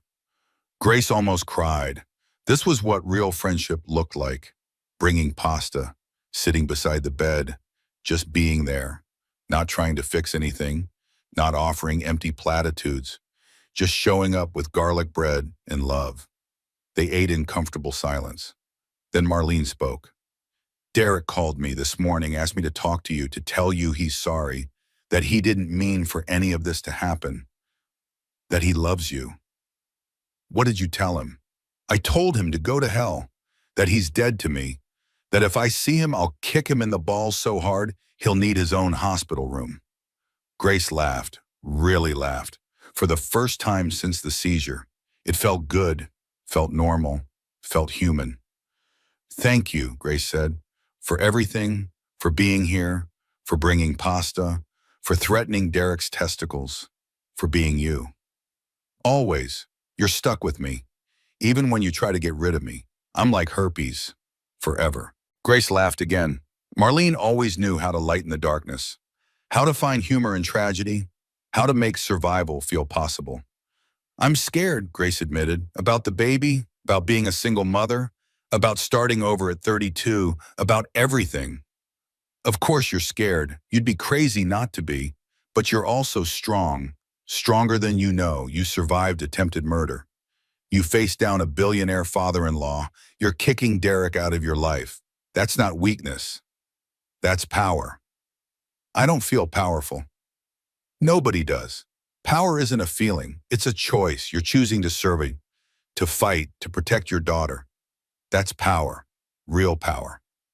Grace wanted to believe her. Tried to believe her. Maybe belief would come later. For now, she just had to keep moving, keep breathing, keep putting one foot in front of the other. The afternoon brought more legal work. Grace signed papers until her hand cramped. Divorce petition, custody filing, restraining order application, financial disclosures, medical authorizations, so many documents, so much bureaucracy, but each signature was progress. Each form filed is a step toward freedom. Claire explained each one patiently, made sure Grace understood. Never rushed, never pressured, just guided, supported, made the overwhelming feel manageable. You're doing great, Claire said. I know this is hard, but you're handling it perfectly. Derek's lawyers are going to try to paint you as vengeful, emotional, unstable, but you're building a case that's calm, rational, and thoroughly documented. That matters. Grace appreciated the validation, needed it, because part of her still felt guilty, like she should give Derek another chance, like she should try to save the marriage. Years of conditioning, years of being told that good wives forgive, Good wives compromise. Good wives put their husbands first. But Grace wasn't interested in being a good wife anymore. She was interested in being alive, in being safe, in raising her daughter in an environment free from lies and betrayal and potential murder. Helen returned in the evening, brought flowers, real ones, not the generic hospital bouquet, purple irises, Grace's favorite. How did Helen know that? Grace had mentioned it once. Once. 3 years ago at a family dinner, and Helen had remembered. I wanted to apologize again, Helen said, for how I treated you, for the distance, the coldness, the judgment. You deserve better from me. Why did you treat me that way? Grace asked. Honest question, honest answer requested. Helen sat down, thought about it. Because you weren't what I'd imagined for Derek. You were normal, middle class, a nurse. I'd always pictured him with someone from our world. Old money, right connections, someone who understood our lifestyle. Someone like Vanessa? God, no. Vanessa is trash pretending to be class. I meant someone with actual breeding, actual education, actual worth beyond looks. But instead he chose me. Yes, and I resented you for it. Not because you weren't good enough, but because you made me see that Derek was ordinary, that he wasn't special, that he'd chosen a normal life because he was a normal man, and I'd spent 35 years telling myself my son was extraordinary. Grace understood. Helen had built her identity around being Derek's mother, the mother of someone important, someone destined for greatness. Seeing him choose Grace had shattered that illusion, had forced Helen to see Derek as he really was. Average, mediocre, ordinary. I'm sorry I disappointed you, Grace said. You didn't disappoint me. Derek did. By being exactly who he is. Weak, selfish, disloyal. That's not your fault. That's his. And mine for not seeing it sooner. Helen pulled out her phone, showed Grace something. Bank transfer, $500,000, into an account in Grace's name only. What is this? Security. For you and the baby. Derek will fight the divorce. We'll try to hide assets. We'll make everything difficult. This is yours, untouchable. Insurance that you'll be okay no matter what.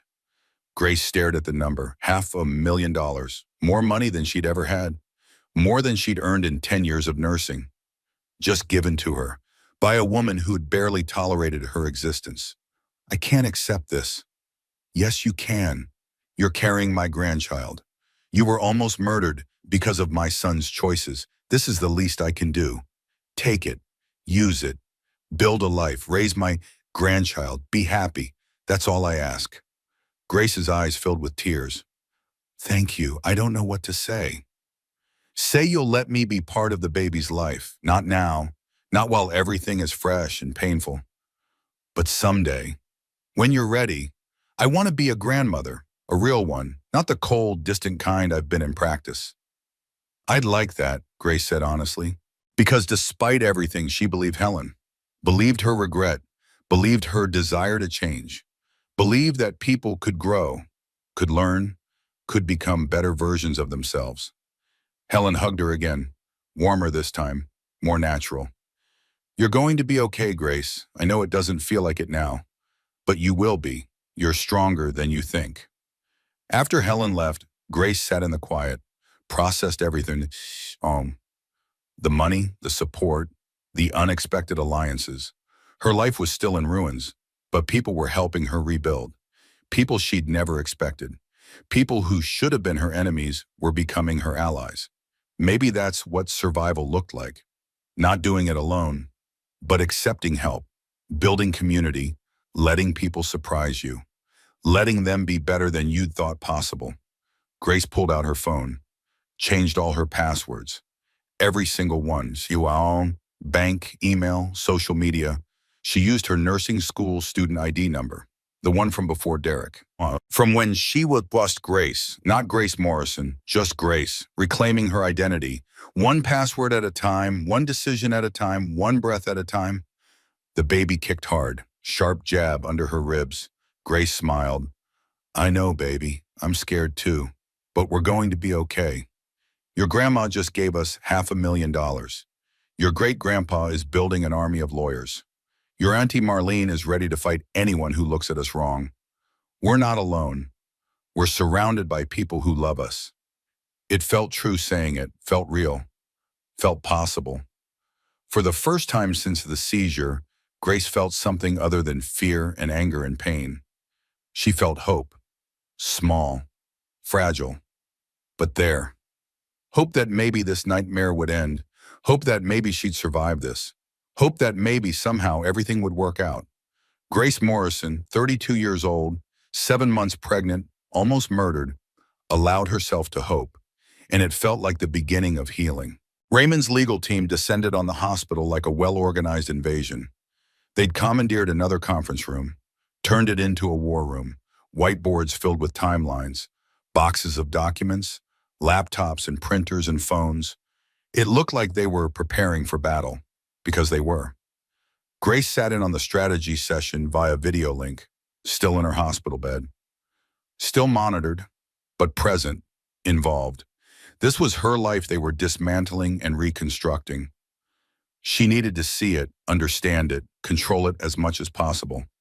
Claire led the presentation, professional, thorough, nothing left to chance. We're pursuing 3 parallel tracks. Criminal prosecution of Vanessa Caldwell. That's the district attorney's job, but we're cooperating fully and providing resources. Civil suit against Vanessa for damages. That's ours. And divorce from Derek with full custody and asset division. Also ours. The screen filled with bullet points, charges, evidence, witnesses, timelines. It was overwhelming, but also comforting. These people knew what they were doing. They were building an airtight case, multiple airtight cases. Derek wouldn't know what hit him.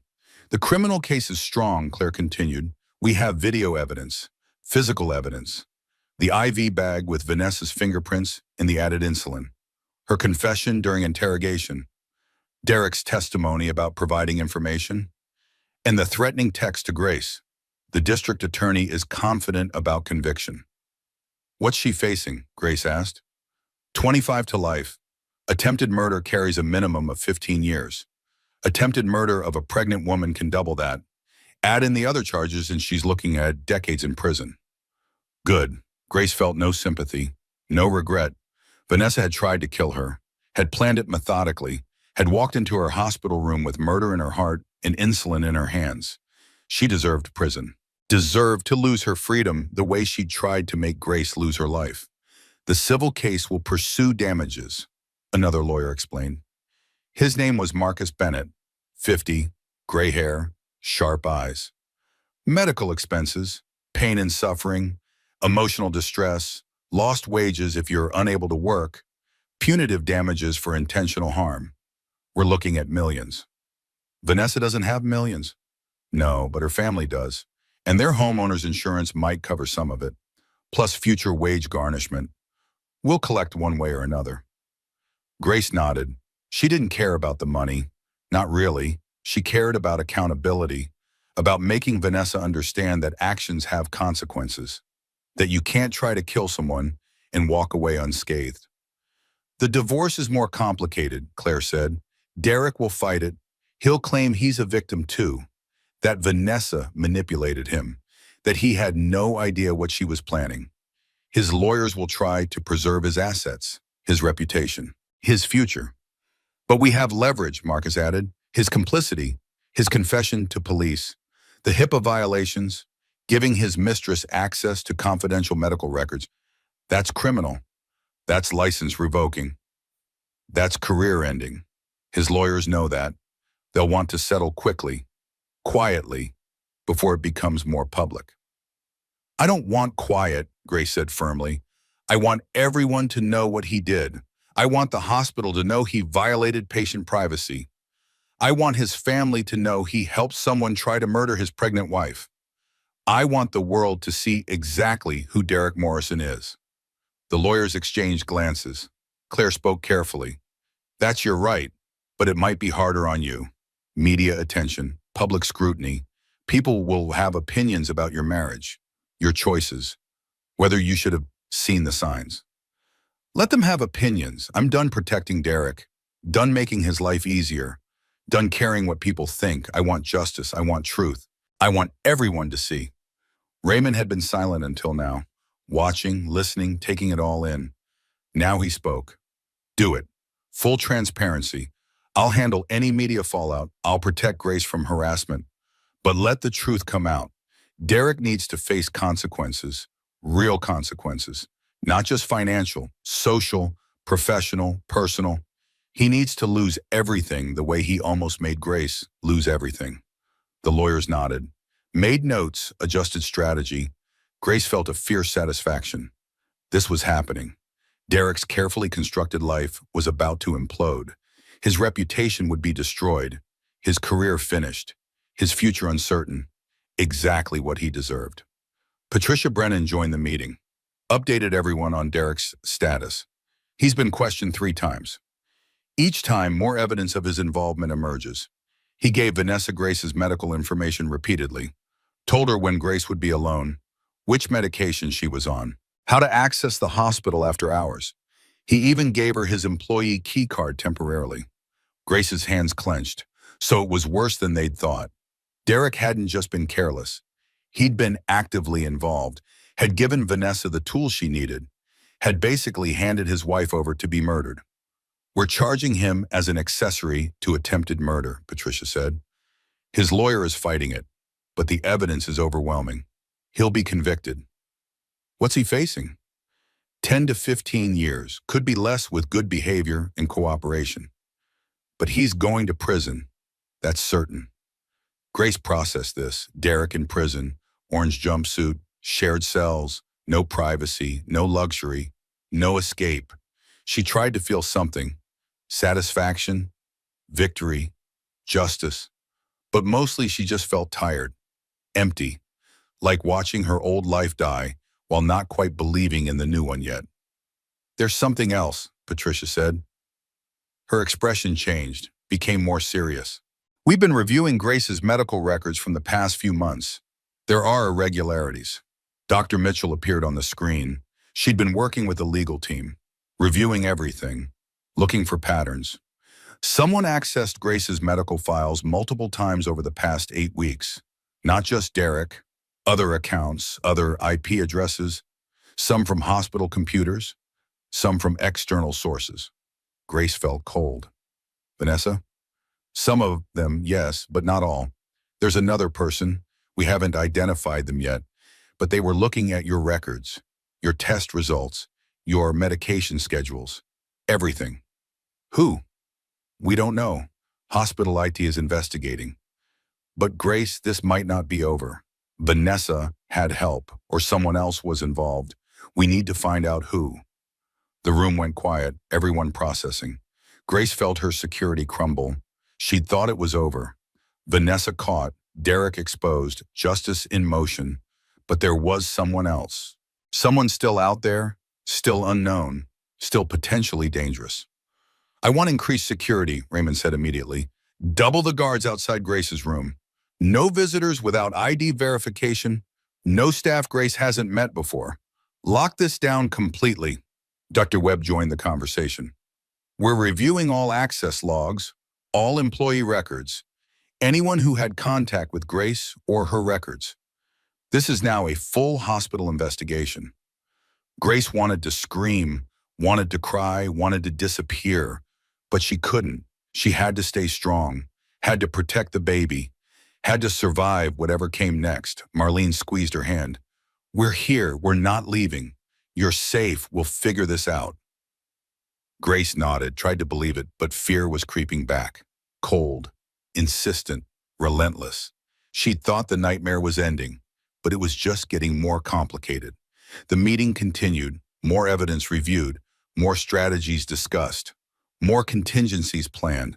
It was exhausting, overwhelming, but necessary. They were preparing for war, and Grace was the prize both sides wanted. Derek to keep her quiet, to preserve his reputation, to avoid full consequences. Vanessa to eliminate her, to take her place, to have Derek to herself, and whoever else was involved, for whatever reasons, with whatever agenda. Grace was the target, the obstacle, the problem to be solved. She'd never felt more vulnerable in her life. When the meeting finally ended, Grace was exhausted, emotionally drained, physically depleted. She wanted to sleep for a week, but her mind wouldn't stop spinning. Who else was involved? What did they want? Were they coming for her? For the baby? Dr. Mitchell returned to check on her. How are you holding up? I don't know. Scared, confused, tired. That's normal. Grace, I want you to know we are taking this seriously. Your safety is our top priority. We're implementing new protocols, extra monitoring, background checks on every staff member who interacts with you. You're not alone in this. It doesn't feel that way. I know, but you are. You have an army of people protecting you, fighting for you, making sure you and the baby are safe. Trust that. Trust us. Grace wanted to, tried to, but trust had been shattered. First by Derek, then by Vanessa, now by an unknown person with unknown motives. How was she supposed to trust anyone? Dr. Mitchell seemed to understand. I can't promise that nothing bad will happen. I can't guarantee complete safety. But I can promise that we're doing everything humanly possible, that we're watching, investigating, protecting. That has to be enough for now. It had to be, because Grace didn't have another choice. She couldn't leave the hospital, couldn't protect herself, couldn't do anything but lie in this bed and hope the people around her were competent, were loyal, were actually on her side. After everyone left, Grace did what every woman does after betrayal. She pulled out her phone and opened her banking app, changed passwords again, added two-factor authentication, checked every transaction, made sure nothing suspicious was happening, control where she could find it, security in the small things.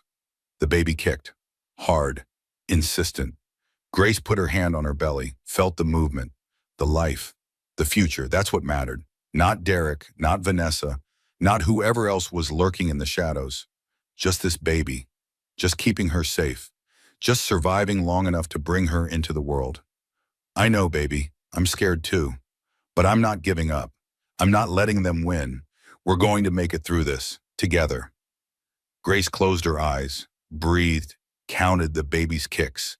1, 2, 3, 4, 5. A whole conversation. Baby was active, healthy, unaffected by the chaos surrounding them. That had to be enough. For now, that had to be enough. Grace's phone rang.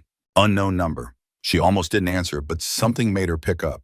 A feeling, an instinct, a need to know. Grace Morrison? A woman's voice, older, shaking. This is Linda Caldwell, Vanessa's mother. We need to talk. Grace should have hung up. Her lawyers would have killed her for taking this call, but curiosity won. What do you want? To apologize and to explain. Not excuse. I'm not calling to excuse what my daughter did, but to explain. So maybe you can understand. I'm listening. Vanessa has been in therapy since she was 16, borderline personality disorder. She fixates on people, on relationships, gets obsessive, can't let go. We've tried everything, medications, therapy, hospitalizations. Nothing really helps. Grace felt something unexpected. Not sympathy exactly, but recognition. Mental illness was real, devastating. It didn't excuse what Vanessa had done but it maybe explained how she'd gotten there. I knew she was seeing a married man, Linda continued. Her voice broke. I didn't know who, didn't know she was escalating, didn't know she'd planned something like this. If I'd known, I would have stopped her, I swear. Would you have, or would you have made excuses like you're doing now? Linda went quiet. When she spoke again, her voice was different, harder, more honest. You're right, I've spent 29 years making excuses for Vanessa, blaming her illness, blaming her father for leaving, blaming everyone but her, because admitting she's dangerous would mean admitting I failed as a mother. You didn't fail, didn't I? My daughter tried to murder a pregnant woman.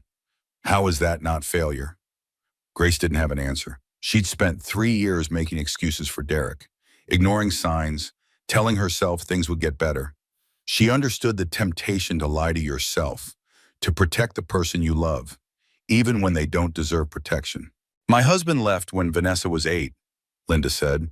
For another woman, younger, prettier, he just walked away.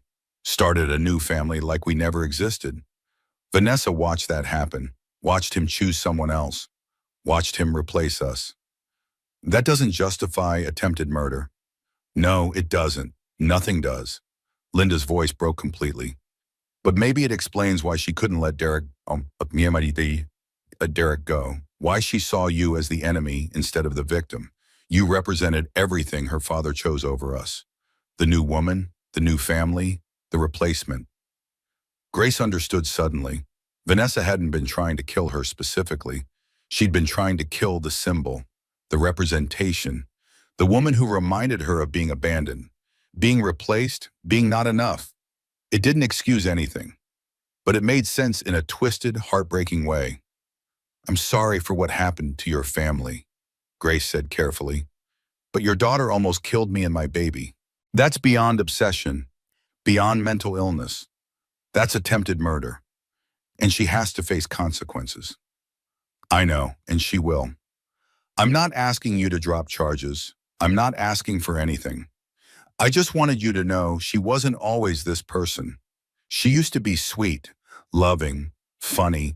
The illness took that away slowly, until there was nothing left but rage and pain and desperation. I'm sorry, Grace said, and meant it. Not for Vanessa, for Linda, for a mother watching her daughter destroy herself, for a woman who'd done everything right and still ended up here. Thank you for listening, Linda said. I know you didn't have to. I know you probably hate us, but thank you. She hung up. Grace sat with the phone in her hand, processing, thinking, feeling more complicated emotions than she'd expected. Vanessa was still guilty, still deserved prison, still had made horrifying choices. But she was also sick, damaged, broken by abandonment and mental illness and her own inability to cope. Grace didn't forgive her, but she maybe understood her a little better. Dr. Mitchell entered. Everything okay? Security said you took a call. Vanessa's mother, she apologized, explained. Are you all right? I don't know. It's complicated. Most things are. Dr. Mitchell sat down. Grace, I need to discuss something. Vanessa Caldwell isn't the only one who accessed your medical records illegally. Grace's stomach dropped. You found out who? We did. Derek accessed your files 8 times in the past 2 months, including test results you hadn't seen yet. What results? Mitchell's face softened. Your amniocentesis results. They came back 3 weeks ago. Derek requested them before we could call you. And? The baby is perfectly healthy. A girl. No abnormalities. Completely healthy. A girl. Grace was having a daughter. Tears flooded her eyes. Happy tears. Sad tears. Complicated tears. A daughter. She'd been hoping. Secretly hoping. And now she knew. Why would Derek hide that? But even as she asked, Grace knew with horrible clarity. A healthy baby was a permanent tie. Child support for 18 years. Custody arrangements, visitation. Derek would never be free of Grace if the baby was healthy. He was feeding information to Vanessa, Grace said slowly, helping her plan. Dr. Mitchell nodded grimly. That's what we believe. Patricia Brennan has Derek's phone records. Text messages to Vanessa. Grace is in room 316. Her nurse leaves at 2 a.m. She's on an insulin drip for gestational diabetes. He gave her everything. The room went absolutely silent. Rage built into Grace's chest, hot, fierce, consuming. Derek had known, had actively participated, had basically served her up to his mistress on a silver platter. This wasn't negligence. This wasn't being manipulated. This was conspiracy. This was attempted murder. He'd known and he'd helped and he'd let it happen.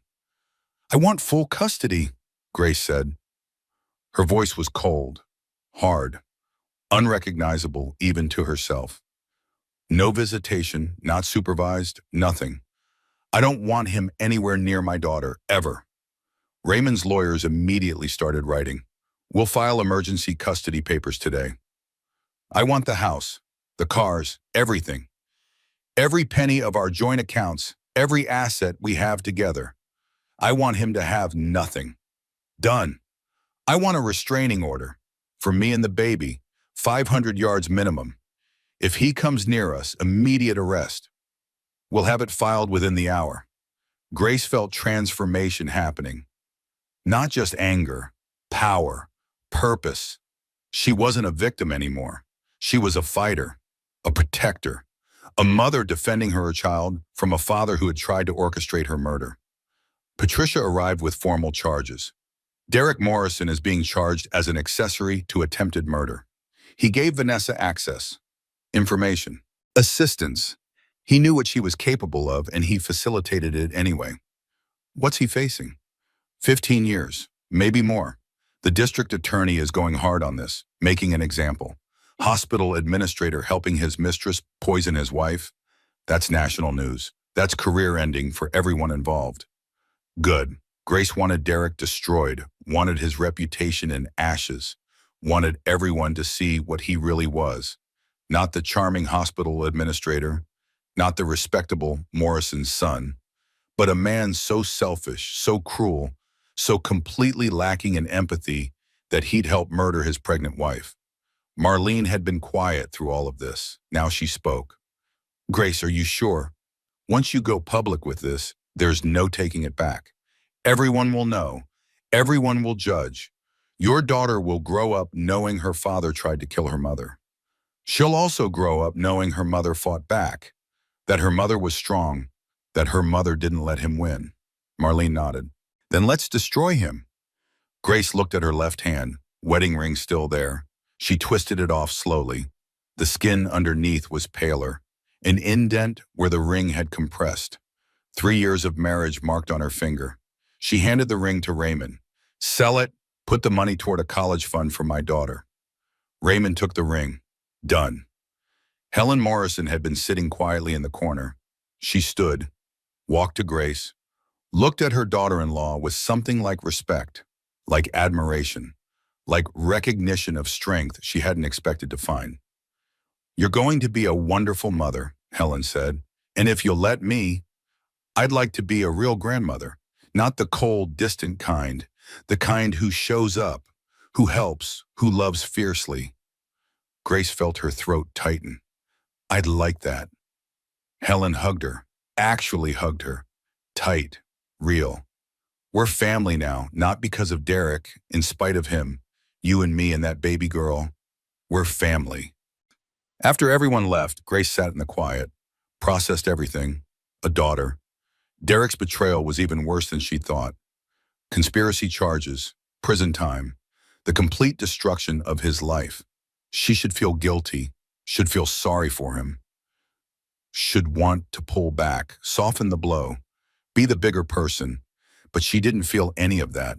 She felt powerful, righteous, certain. Derek had made his choices. Now he'd live with consequences, and Grace would rebuild from the ashes. She pulled up her phone, looked at her banking apps, her accounts, her life in numbers and passwords.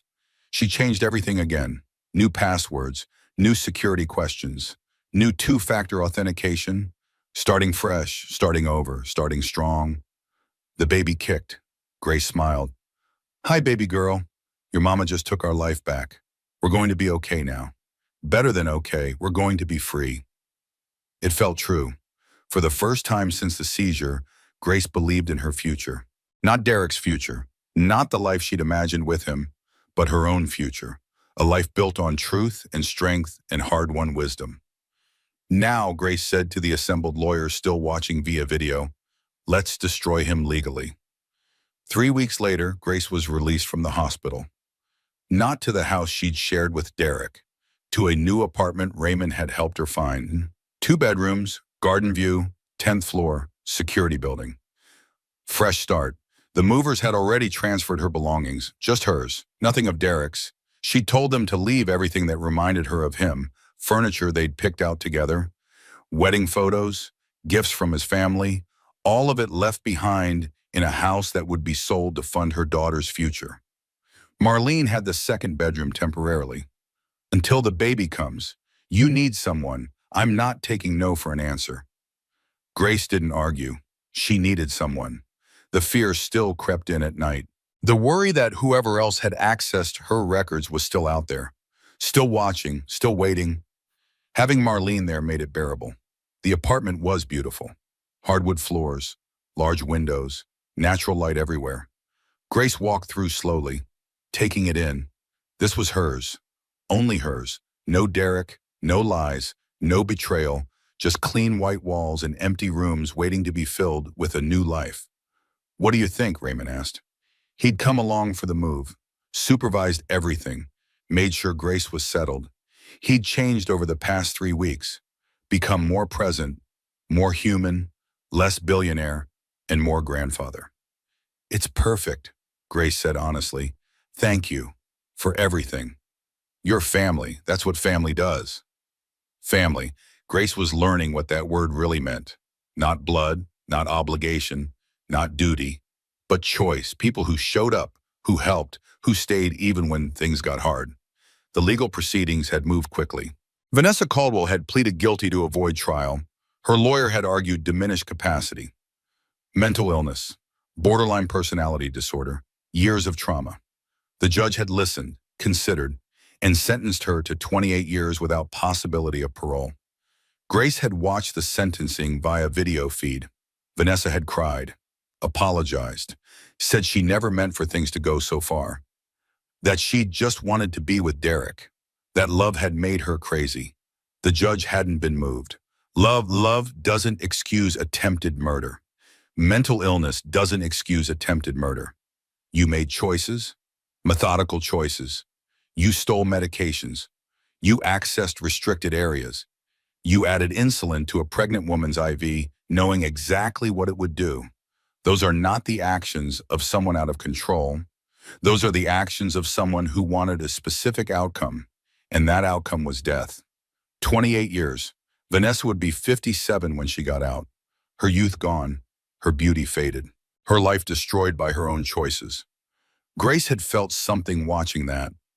Not satisfaction exactly, not revenge, just finality, justice, closure. Vanessa couldn't hurt her anymore, couldn't hurt anyone anymore. That had to be enough. Derek's case had been more complicated. His lawyers had fought hard, argued he'd been manipulated, used, that he hadn't known what Vanessa was planning, that giving her information was careless, but not criminal. The jury hadn't bought it. The text messages were too clear, too specific, too deliberate. Grace will be alone at 2 a.m. That wasn't carelessness. That was conspiracy. Derek had been convicted of accessory to attempted murder. Sentenced to 15 years, eligible for parole after 10 with good behavior. He'd be 50 when he got out. His career destroyed, his reputation ruined, his family ashamed. Grace had attended that sentencing in person, Marlene on one side, Raymond on the other. She'd wanted Derek to see her alive, pregnant, strong, surviving despite his best efforts to help murder her. Their eyes had met across the courtroom. Derek had looked broken, hollow, like he couldn't understand how he'd gotten there, how his affair had turned into this, how his entire life had imploded. Grace had felt nothing, no love, no hate, no anger, just nothing. He was a stranger now, a man she used to know, a mistake she'd made and learned from. The judge had asked if Grace wanted to make a victim impact statement. She'd prepared one, practiced it with her therapist, made sure every word counted. "Derek Morrison didn't just betray me," Grace had said, her voice steady, clear, strong. "He betrayed the fundamental promise of marriage, to protect, to cherish, to keep safe. Instead, he brought danger into my life. He gave a mentally unstable woman the information and access she needed to try to kill me. He prioritized his own pleasure over my life, over our daughter's life. That's not love. That's not marriage. That's narcissism so profound he couldn't see past his own wants to basic human decency." She'd paused, let the words sink in. "I don't forgive him. I don't wish him well, but I also don't hate him. Hate requires caring, and I don't care about Derek Morrison anymore. He's nothing to me, less than nothing. He's just a man who made terrible choices and now gets to live with the consequences. That's justice, and I'm satisfied with it." Derek had put his head in his hands, cried. His lawyer had tried to comfort him, But there was no comfort, just consequences. Just the life he'd built crumbling around him while he sat helpless to stop it. The divorce had finalized the week before Grace's hospital release. She'd gotten everything. The house, the cars, their joint savings, Derek's share of his trust fund. Raymond had made sure of it. Used every legal tool available, every connection, every advantage. The house had sold for $4.2 million. Grace had put most of it in trust for her daughter, kept enough for living expenses, for building a new life, for security. She'd also established a foundation, the Grace Morrison Foundation for Hospital Patient Safety, dedicated to improving security protocols, training staff, preventing what had happened to her from happening to anyone else. Raymond served as chairman, Helen served on the board, Claire volunteered her time. Even Dr. Mitchell and Dr. Webb had signed on as advisors. They were building something real, something meaningful, something that would outlast the trauma and create positive change. Grace stood in her new bedroom, empty except for a bed Marlene had helped her pick out. Queen size, soft gray sheets, simple, clean, no memories attached. She lay down, felt the mattress support her, felt the baby kick in response to the movement. What do you think, baby girl? This is home now, just you and me, and Auntie Marlene until you're born. Then we'll figure it out. One day at a time. Her phone buzzed, text from Helen. Coming over with dinner, homemade lasagna, won't take no for an answer. Grace smiled. Helen had transformed over the past 3 weeks, from cold mother-in-law to devoted grandmother in waiting. She called every day, visited twice a week, helped with doctor appointments and legal paperwork and shopping for baby furniture. She cried when Grace showed her the ultrasound, cried harder when Grace asked if she wanted to be in the delivery room. I'd be honored, Helen had whispered. Oh, honored. Marlene emerged from her bedroom. Did Helen just invite herself to dinner again? Yep. That woman has boundary issues. The good kind, though, the I'm making sure you eat vegetables kind. Fair. I'm going to shower. You want help unpacking? Tomorrow. Tonight I just want to breathe, to sit in my new apartment, to be alone with my thoughts for a minute. Marlene understood. She always did. She hugged Grace. Holler if you need me. Grace walked to the window, looked out at the city below, cars moving, people living their lives, the world continuing. It was comforting somehow. Reminder that her trauma wasn't the center of everything, that life went on, that she could go on too. She thought about the woman who checked into the hospital 4 weeks ago, naive, trusting, ignoring red flags, making excuses for bad behavior. That woman was gone, dead, killed by insulin and betrayal and hard truths. This woman was different, stronger, wiser, less trusting but more authentic, less naive but more capable. She'd survived attempted murder. She'd faced down her husband's betrayal. She'd rebuilt her life from ashes. That was power, real power. The doorbell rang. Helen, right on time. Grace opened the door. Helen stood there with a casserole dish and a bag of groceries and a smile that was becoming more natural every time. Lasagna and salad and garlic bread, Helen announced. And I brought ice cream for Dazid because pregnant women need ice cream. Helen, you didn't have to. I wanted to. Let me in before this gets cold. Grace stepped aside. Helen bustled in, started setting up in the kitchen, moving around like she'd been there 100 times instead of never, making herself at home, making Grace feel at home. Raymond sends his love, Helen said. Mamba man. He wanted to come, but he's handling some business with the foundation. They're meeting with hospital administrators from 6 states. Your story is making waves. People are implementing new security protocols, updating training, taking patient safety seriously. Grace felt something warm in her chest. Pride, maybe, or purpose. Her suffering was creating change, protecting other patients, making hospitals safer. That mattered. That meant something. How are you feeling? Helen asked. Really feeling? Not the polite answer, the truth. Grace thought about it. Scared, excited, overwhelmed, ready. Not ready, all of it at once. That's normal. That's being human. Is it normal to not miss Derek at all? Helen's hands stilled. She turned to look at Grace. Sweetheart, you're grieving the marriage you thought you had, not the one you actually had. The real marriage died a long time ago. You're just finally acknowledging it. Grace nodded. That made sense. She wasn't mourning Derek. She was mourning the fantasy, the illusion, the life she'd imagined that had never really existed. Do you miss him? Grace asked. Your son? Helen's face twisted. I miss the boy he used to be, before he learned to lie, before he decided image mattered more than character, before he became his father's son in all the worst ways. She paused. But the man he is now, no, I don't miss him. I'm ashamed of him. The words hung between them, heavy, true, painful. I'm sorry, Grace said. Don't be. He made his choices. He lives with them. You and I, we get to move forward, build something better. Raise your daughter to be nothing like him. They ate dinner together.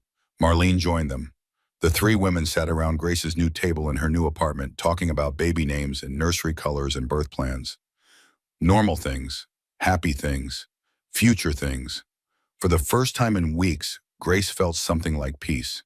Not complete, not perfect, but there, real, possible. After Helen left, after Marlene went to bed, Grace stood in what would be the nursery. Empty room, white walls, hardwood floor. She closed her eyes, imagined a crib, a rocking chair, soft yellow walls, books on shelves, stuffed animals. A life.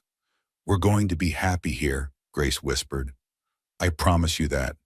We're going to build a life that's real. True. Good. No lies, no secrets, no betrayals. Just us, just love, just figuring it out together.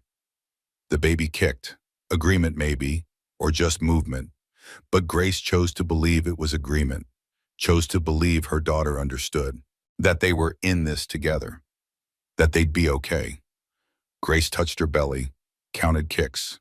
1, 2, 3, 4, 5, 6, a whole conversation. The baby was active tonight, healthy, strong, ready to be born in 8 more weeks.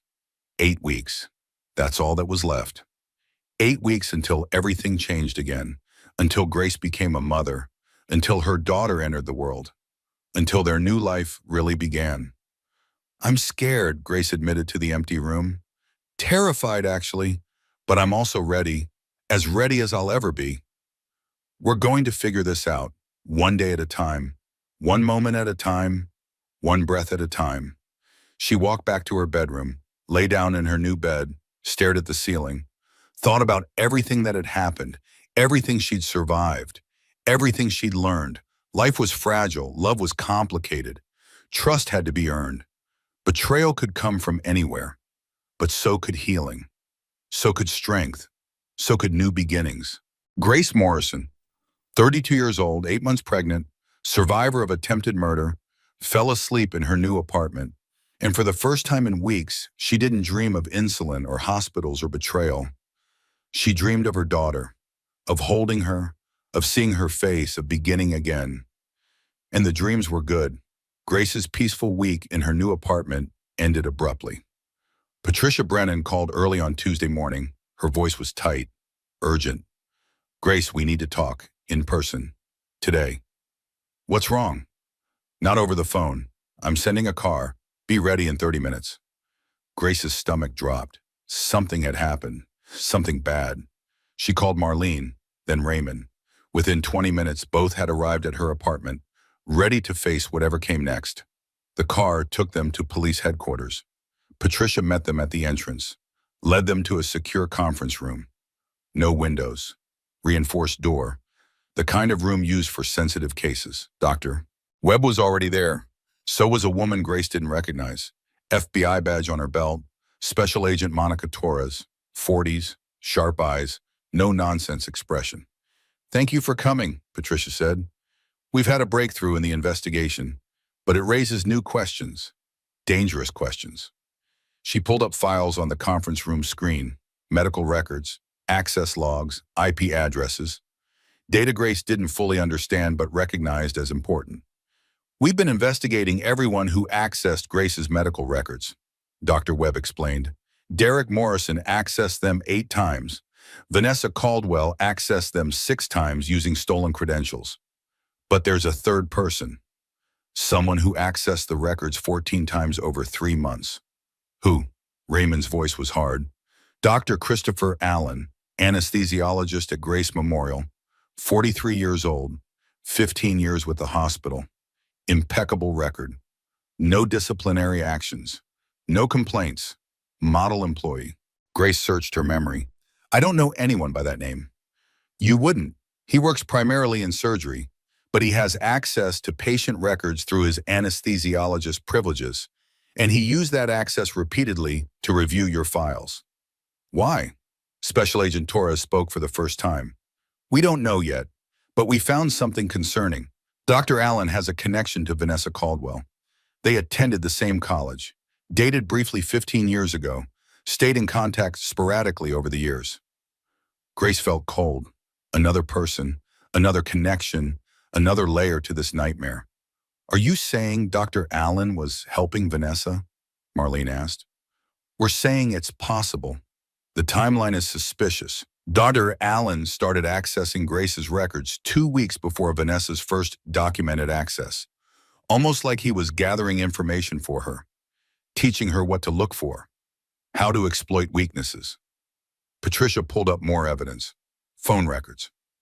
Dr. Allen called Vanessa 3 times in the week before the attack. Each call lasted more than 20 minutes.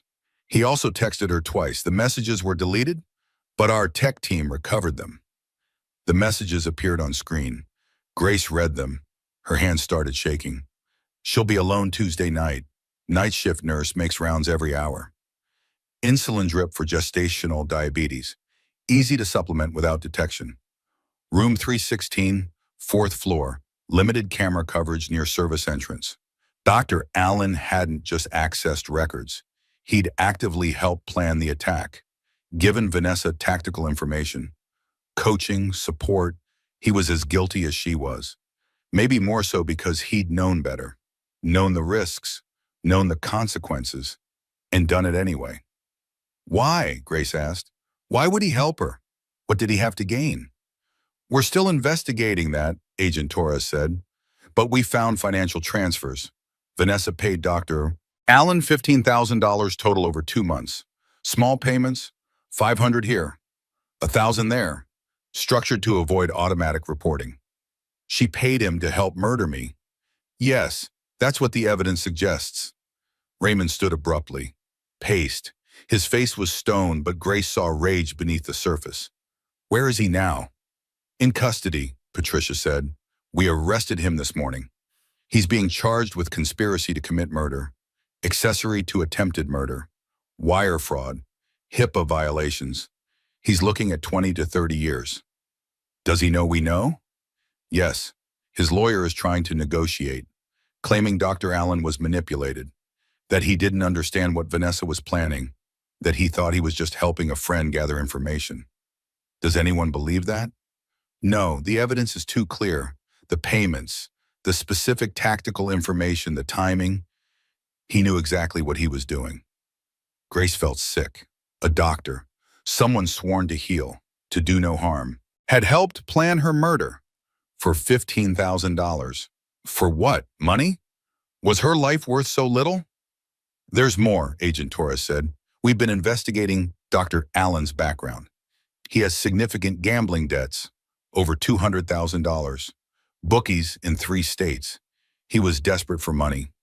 Vanessa offered cash. He took it. So it was money. That simple. That banal.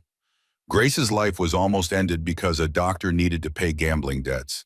The randomness of it was almost worse than intentional malice. Is he talking? Raymond asked. Providing information? Cooperating? He wants to. His lawyer is pushing for a plea deal. Reduced sentence in exchange for testimony against Vanessa. Full disclosure of his involvement. Admission of guilt. What's he offering? Patricia pulled up more documents. Complete timeline of the conspiracy, how Vanessa first approached him, what she asked for, how he helped. He claims there were contingency plans. If the insulin didn't work, they had other methods prepared. Grace's breath caught. Other methods, meaning they'd planned to keep trying until she died, until they succeeded. It wasn't one attempt. It was the beginning of an ongoing effort to eliminate her. What other methods? Marlene asked. Her voice was dangerous. He won't say until the plea deal is finalized. But based on what we've found, we believe they considered medication interactions, accidental overdoses during delivery, making it look like pregnancy complications. Grace felt the room spin. They'd planned to kill her during childbirth, during the most vulnerable moment of her life, when she'd be trusting doctors, trusting hospital staff, trusting that she was safe. I want him to get nothing, Grace said. Her voice was ice. No plea deal, no reduced sentence, no reward for cooperation. He helped plan my murder. For money. He gets to face full consequences. Agent Torres nodded. That's your right. But without his testimony, we might not be able to prove the full extent of the conspiracy. There could be others involved. Other hospital staff. Other people who were paid to help. Others. Grace hadn't even considered that. How many people had been part of this? How many had looked the other way? How many had taken money to help murder a pregnant woman? I want to know everyone, Grace said. Everyone who was involved, everyone who knew, everyone who could have stopped it and didn't. I want their names, their faces. I want them all prosecuted. That's what we're working on, Patricia said. But it takes time, investigation, evidence gathering, building cases. It could be months before we know the full picture. I have months. I have time. Find them all. Raymond placed a hand on Grace's shoulder. Supportive, protective. Whatever you need, whatever it costs. We're not stopping until everyone responsible is in prison. The meeting continued for 2 more hours. More evidence reviewed, more connections explored, more questions raised. By the end, Grace was exhausted, overwhelmed, but also determined. This wasn't just about her anymore. It was about systemic failure, about a hospital where staff could be bought, where safety protocols could be circumvented, where a pregnant woman could almost be murdered in her own bed while supposedly under medical care. That had to change. All of it. Grace was going to make sure it changed. After the meeting, Raymond drove Grace back to her apartment. They rode in silence for a while. Then Raymond spoke. You're stronger than I gave you credit for. Grace looked at him. This intimidating billionaire, this man who'd barely acknowledged her existence for 3 years, now looking at her with something like respect, like admiration. I'm not strong, Grace said. I'm just stubborn. There's a difference. Is there? Because from where I sit, they look the same. Grace smiled despite everything. Maybe. I'm proud of you, of how you're handling this, of who you're becoming. Derek never deserved you. I see that now. Thank you. That means more than you know. And this foundation you're building, this patient safety initiative, that's real. That's important. That's going to save lives. That's the goal. Make sure no one else goes through what I went through. You're going to succeed. I'll make sure of it. They arrived at Grace's building. Raymond walked her up, made sure the security team was in place, made sure she was safe, then hugged her. Awkward, but genuine. Call me if you need anything, day or night. I mean it. I will. After he left, Grace collapsed on her couch. Marlene brought her tea, sat beside her, held her hand. You okay? No, but I will be. Damn right you will be. Grace thought about Dr. Allen, about gambling debts and moral bankruptcy, about a man who traded her life for money. She felt rage, but also something else, determination, purpose. I'm not just surviving anymore, Grace said. I'm fighting back. I'm changing things. I'm making sure this never happens again. Hell yes, you are. Grace put her hand on her belly, felt her daughter kick. Strong, healthy, alive. We're going to be okay, baby girl. Better than okay. We're going to change the world. Make it safer. Make it better. For you. For everyone. The baby kicked again. Agreement, or maybe just movement. But Grace chose to believe it was agreement. Chose to believe they were in this together. Grace Morrison, 32 years old, 8 months pregnant, survivor of attempted murder, was done being a victim. She was becoming something else. Something stronger. Something more. She was becoming a force for change. and nothing was going to stop her. Grace went into labor on a Thursday, 3 weeks after moving into her new apartment. Right on schedule, her daughter was punctual. Grace appreciated that. The contractions started at dawn, mild at first, just tightening, discomfort. Grace had timed them, 30 minutes apart, then 20, then 15. By noon, they were 10 minutes apart. Time to go. Marlene drove. Helen and Raymond met them at the hospital. The same hospital where it had happened, where someone had tried to kill her, where Vanessa had added insulin to her IV, where Dr. Allen had provided the information to make it possible. Grace had insisted on returning there. "I'm not letting fear win," she told her therapist. "That hospital saved my life. It's where my daughter should be born." The staff treated her like royalty. Private room, best OB team. Dr. Mitchell personally overseeing everything. Security outside the door. No one was taking chances. Not with Grace Morrison. Not after everything that had happened. Labor was long, 14 hours. Grace had expected that. First babies took time. But every minute she thought about how close she'd come to never experiencing this, never holding her daughter, never getting this second chance. Trauma and joy could exist in the same place. Grace understood that now. This hospital had almost killed her. This hospital was giving her life. Both things were true. Both things mattered. Helen held one hand, Marlene held the other. Raymond paced outside. Dr. Mitchell coached her through contractions, through pushing, through the final overwhelming moments when nothing existed except getting this baby out, getting her daughter safely into the world. And then she was there, 6 pounds, 8 ounces, perfect, screaming, angry at being evicted from her warm, comfortable home. Grace laughed through tears, reached for her, held her. "Hi, baby, I'm your mom. Just me, and that's enough." The nurse placed the baby on Grace's chest, skin to skin. Grace counted fingers. 1, 2, 3, 4, 5. Then again, 1, 2, 3, 4, 5. Every mother did this, counting what was precious, making sure it was real, making sure she was perfect. The baby opened her eyes, dark blue, unfocused, but looking right at Grace, searching, finding, recognizing maybe, or maybe just seeing light and shadow and the face that would define her world. "Maya," Grace whispered. "Maya, Grace. That's your name." Maya, meaning illusion in Sanskrit, because Grace had thought she knew what her life was. Turned out to be an illusion. But from that illusion came this beautiful truth, this perfect daughter, this new beginning. Helen was crying, actually crying, looking at her granddaughter with wonder, with love, with something Grace had never seen in her face before. Softness, vulnerability, genuine emotion. "She's perfect," Helen whispered. "Absolutely perfect."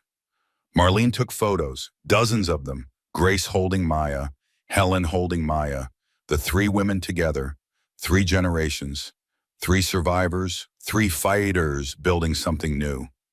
Raymond came in after things settled, looked at his granddaughter. His face did something complicated, softened, opened, transformed. He touched Maya's tiny hand. She gripped his finger, held tight. "Hello, little one. I'm your grandfather, and I'm going to make sure you have everything you need. Everything, always." Grace believed him. This man who'd been a distant, intimidating figure was now a devoted grandfather. Maya had that power, the power to transform people, to make them better versions of themselves. The next few hours were a blur. Nurses teaching Grace to breastfeed, Maya latching perfectly, doctors checking vitals. Everything perfect, everything normal, everything exactly as it should be. Grace's mother called from Florida, cried, promised to visit next week. Grace's sister sent flowers. Friends from nursing school sent cards. The world celebrated this baby, this new life, this victory over death, because that's what Maya was, a victory, a triumph, proof that Grace had survived, had won, had built something beautiful from ruins. That night, Grace held Maya in her hospital bed, just the 2 of them, quiet, peaceful. Maya slept. Tiny chest rising and falling, perfect nose, perfect chin, perfect everything. You shouldn't exist, Grace whispered. Someone tried to make sure you didn't, but you do. You're here. You're real. You're mine, and I'm going to protect you, always. Nothing is ever going to hurt you. Not while I'm breathing. She meant it, every word. Grace would burn the world down before she let anyone hurt her daughter. Would fight anyone, would destroy anyone. Maternal love was fierce, protective, unlimited. Grace thought about Derek, in prison, missing this, missing his daughter's birth, his daughter's first cry, his daughter's first moments. He'd chosen Vanessa over this, chosen an affair over being here. That was his loss, his failure, his tragedy. But it wasn't Grace's tragedy anymore. It was freedom, relief. The knowledge that she didn't have to co-parent with the man who tried to have her killed, didn't have to share custody, didn't have to see him ever again. Maya was hers, completely, legally, permanently. No one could take her away. No one could claim rights. It was just the two of them. And that was perfect.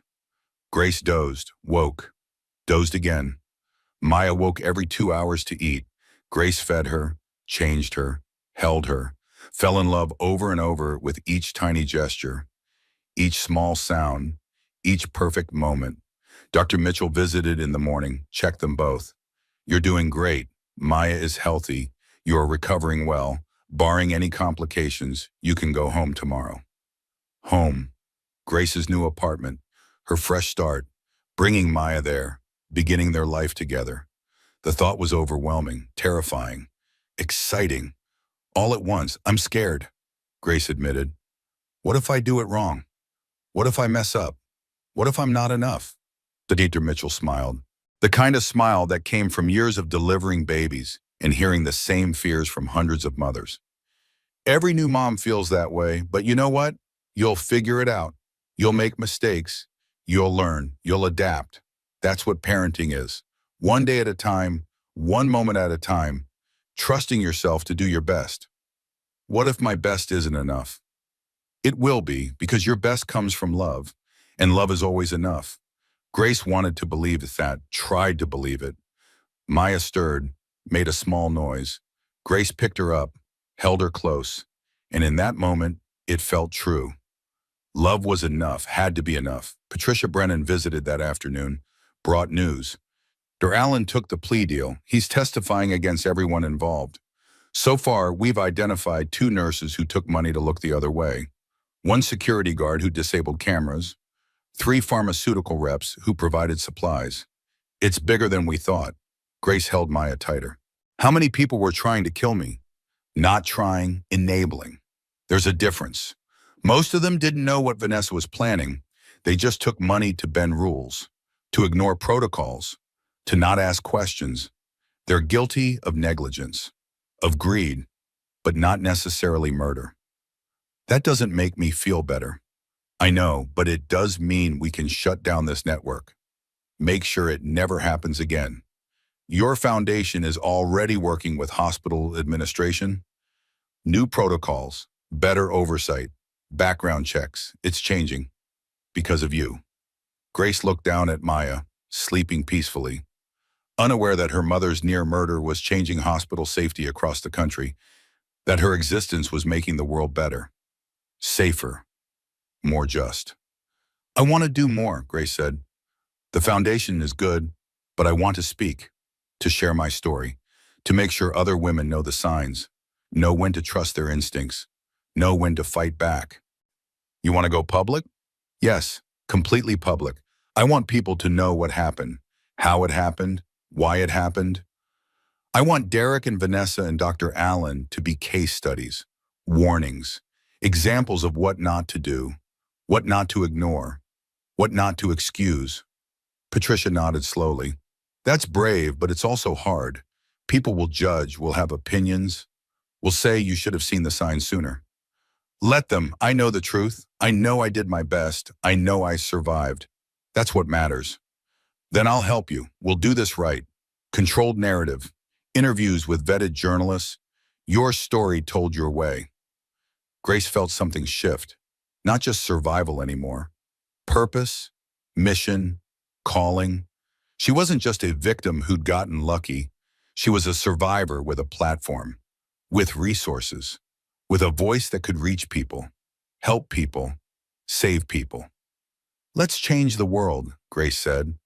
For Maya, for me, for every woman who's ever been betrayed, every patient who's ever been vulnerable, every person who's ever had to rebuild from ashes. Let's show them it's possible. Deal. After Patricia left, Grace walked to the window, held Maya, looked out at the hospital grounds. The same view she'd had from her room 4 months ago, when she'd almost died, when her world had fallen apart, when everything had seemed hopeless. But she'd survived, she'd fought back, she'd won, and now she was holding her daughter, looking at a future she'd almost never had, a life she'd almost been denied. See that, Maya? Grace whispered. That's where it happened, where someone tried to end us. But we're still here, still alive, still fighting, and we're going to make sure no one else goes through what we did. Maya yawned, tiny, perfect yawn, completely unconcerned with hospitals and attempted murder and changing the world. Just a baby, just alive, just perfect. Grace kissed her daughter's head. I love you, more than I knew I could love anyone. You saved me, just by existing, just by being you. Thank you for that. They stood there together, mother and daughter, survivors, victors, looking out at a world that had tried to destroy them and failed. Grace Morrison, 32 years old, new mother, survivor of attempted murder, felt something she hadn't felt in months. Hope, real hope. Not just survival, but joy, possibility, future. She was going to be okay. They were going to be okay. Better than okay. They were going to thrive. 6 months later, Grace stood in a conference room at Grace Memorial Hospital. Maya strapped to her chest in a carrier. 6 months old, healthy, happy, babbling at anyone who'd listen, completely unaware that she was about to change hospital policy across 6 states. The Grace Morrison Foundation for Hospital Patient Safety was hosting its first major conference. 200 hospital administrators attending, security experts, patient advocates, lawyers, journalists, everyone who mattered in hospital safety.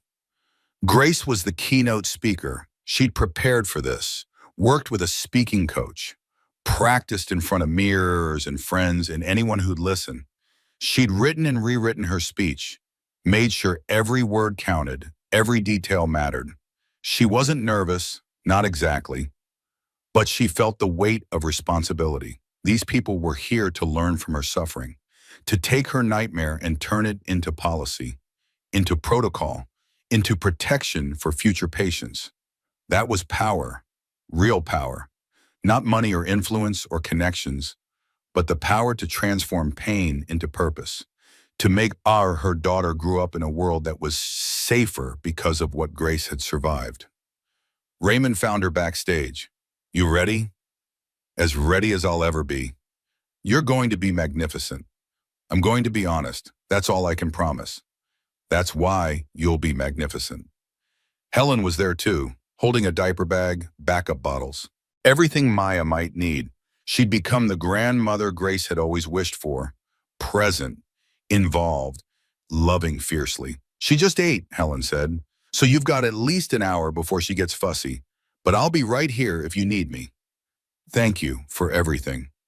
Thank you for letting me be part of this, part of her life. I don't deserve it, but I'm grateful anyway. Marlene appeared with coffee. Liquid courage. You're going to kill it up there. Grace sipped the coffee, let the warmth ground her, center her, remind her why she was doing this. The conference room filled, hospital administrators in suits, taking seats, checking phones, talking amongst themselves. They looked busy, important, skeptical, like they'd seen it all before, like one woman's story wouldn't change anything. Grace was about to prove them wrong. The moderator introduced her, listed her credentials: former pediatric nurse, survivor of attempted murder, founder of the Grace Morrison Foundation, mother, advocate, voice for patient safety. Grace took the stage, Maya on her chest, the ultimate visual. living proof that survival was possible, that strength could emerge from suffering, that mothers would fight for their children with everything they had. "This is Maya," Grace began. "She's 6 months old. She loves sweet potatoes, hates tummy time, and she shouldn't exist. Someone tried very hard to make sure she didn't. Today I'm going to tell you exactly how that happened, and exactly how we're going to make sure it never happens again." The room went silent. Phones disappeared. Attention focused. Grace had them. Now she had to keep them. She told her story, all of it. The seizure, the insulin, the affair, Derek's betrayal, Vanessa's obsession, Dr. Allen's conspiracy, the security failures, the protocol gaps, the financial incentives that had corrupted hospital staff. She didn't dramatize, didn't need to. The truth was dramatic enough. A pregnant woman almost murdered in her hospital bed, while monitors beeped, while nurses made rounds, while security cameras captured everything. "The question isn't, how did this happen to me?" Grace said. "The question is, how many other patients are vulnerable right now? How many hospitals have gaps in their security? How many staff members can be bribed? How many protocols can be circumvented?" She pulled up slides. Statistics, data her foundation had gathered, interviews with security experts, analysis of hospital protocols across the country. 42% of hospitals have inadequate visitor access controls. 67% rely on visual ID badges that can be easily counterfeited. 83% have patient record systems that don't track unauthorized access attempts. These aren't just numbers. These are vulnerabilities. These are open invitations for the next Vanessa Caldwell, the next Dr. Allen, the next person who decides a patient's life is worth less than money or obsession or convenience. The administrators shifted in their seats, uncomfortable, some defensive, some thoughtful, some already taking notes. Good. Grace needed them uncomfortable, needed them questioning, needed them motivated to change. "I'm not here to blame anyone," Grace continued. "I'm here to fix something. We've developed a comprehensive safety protocol, updated visitor management systems, enhanced record access monitoring, staff background checks, ongoing security training. It's all available, free, through the foundation. All you have to do is implement it." She walked them through the protocol, step by step, system by system. Maya babbled occasionally, perfect comic relief, perfect reminder of what was at stake, not abstract policy, not bureaucratic requirements, but real lives, real babies, real futures. "Some of you are thinking this is expensive," Grace said, "that your hospitals can't afford it. Let me tell you what's expensive: lawsuits, settlements, reputation damage, lives destroyed. That's expensive. This protocol, it's an investment in safety, in trust, in making sure your patients survive their hospital stays." She paused, let the words sink in, then delivered the final point, the one that mattered most. "I was a nurse. I worked in hospitals for 10 years. I trusted that hospitals were safe, that staff were vetted, that protocols protected patients. I was wrong. And I almost died because of that misplaced trust. Your patients trust you the same way. They trust that when they're unconscious, when they're vulnerable, when they're fighting for their lives, you're protecting them. Are you?" Silence. Complete silence. Grace had them, really had them. Now came the ask, the commitment, the moment that would determine if this conference meant anything. "I'm asking you to sign a pledge today, a commitment to implement these protocols within 6 months, to audit your security, to close the gaps, to protect your patients. Some of you will sign because it's right. Some will sign because your lawyers will insist. Some will sign because you're afraid of becoming the next headline. I don't care why you sign, I just care that you do, because the next Grace Morrison shouldn't have to survive attempted murder to get your attention." Grace stepped back, let the words echo. Maya chose that moment to grab Grace's necklace, yank it, babble happily. The room softened, smiled, remembered humanity. The moderator returned. "Questions?" Hands shot up, dozens of them. Grace spent the next hour answering, explaining, defending, justifying. Some administrators were skeptical, some were dismissive, but most were engaged, interested, motivated. By the end of the session, over 100 hospital administrators had signed the pledge, committed to implementing the safety protocols, to auditing their systems, to protecting their patients. It wasn't everyone, but it was a start, a real start. Change happening because Grace had refused to stay silent, had refused to let her suffering be meaningless. After the conference, Grace found a quiet corner, sat with Maya, nursed her, let exhaustion wash over her. She'd done it, actually done it, turned trauma into advocacy, pain into policy, suffering into salvation for future patients. Helen brought water, sat beside her as, "You were incredible, powerful, authentic." They couldn't look away. Good, that was the goal. Raymond is already fielding calls, hospitals requesting consultations, media wanting interviews. You've started something, something big. Grace looked down at Maya, nursing contentedly, unaware that her mother had just changed hospital policy across multiple states, that her existence had inspired safety protocols that would protect thousands of patients. "I did this for her," Grace said, "so she grows up in a world that's safer, better, more just. You did it for everyone, for every patient, every family, every person who's ever been vulnerable.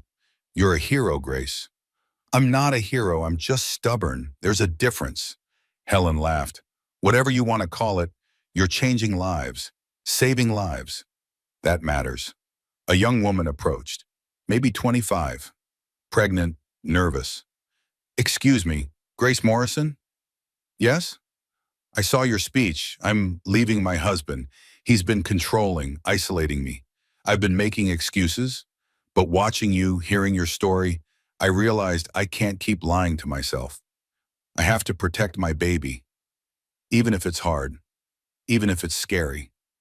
Grace's eyes filled with tears. "You can do this. You're strong enough. There are resources, shelters, lawyers, support systems. You don't have to do it alone."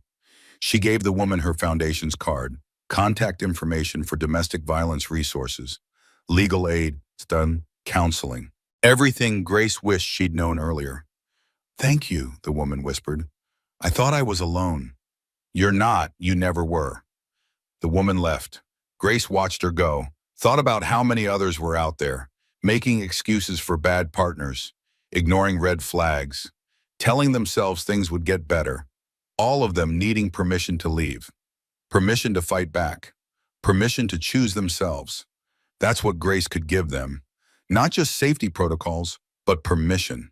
Example, proof that you could survive betrayal, could rebuild from ruins, could become stronger through suffering. Marlene found Grace in the hospital cafe an hour later, sitting alone, Maya asleep in her carrier, coffee cold, lost in thought. "There you are. Everyone's looking for you. You're the woman of the hour." "I needed a minute to process, to breathe." "That was incredible what you did up there. You changed minds, changed policy, changed lives." "I hope so." "You did. I watched it happen. Saw the faces change from skeptical to convinced. Saw them start taking notes. Saw them commit. That's power, Grace, real power." Grace thought about that. Power. She'd never wanted power, had never pursued it, had just wanted a safe pregnancy, a healthy baby, a normal life. But normal was gone, destroyed by insulin and betrayal and near death. What had emerged from the ashes was something else, someone else. Grace Morrison wasn't just a survivor anymore. She was an advocate, a voice, a force for change. "I'm scared," Grace admitted, "that I'll fail, that the protocols won't work, that someone else will be attacked anyway, that all of this will be meaningless." It won't be meaningless. Even if you save one life, it matters. Even if you prevent one attack, it matters. You're doing something. That's more than most people ever do. Grace nodded, tried to believe it. Maya stirred, woke up, looked at Grace with those big dark eyes, smiled, her first real smile. Not gas, not reflex, real recognition, real joy. Hi, baby. Did you have a good nap? Maya babbled, reached for Grace's face, grabbed her nose, laughed. The best sound in the world. Pure joy, pure innocence, pure love. She's proud of you, Marlene said. I can tell. She's 6 months old. She doesn't know what I did. Doesn't matter. She knows you're her mom, that you fight for her, that you do anything to protect her. That's what matters. Grace stood, adjusted Maya's carrier. Let's go home. I'm done being the woman of the hour. I just want to be Maya's mom. Best job in the world.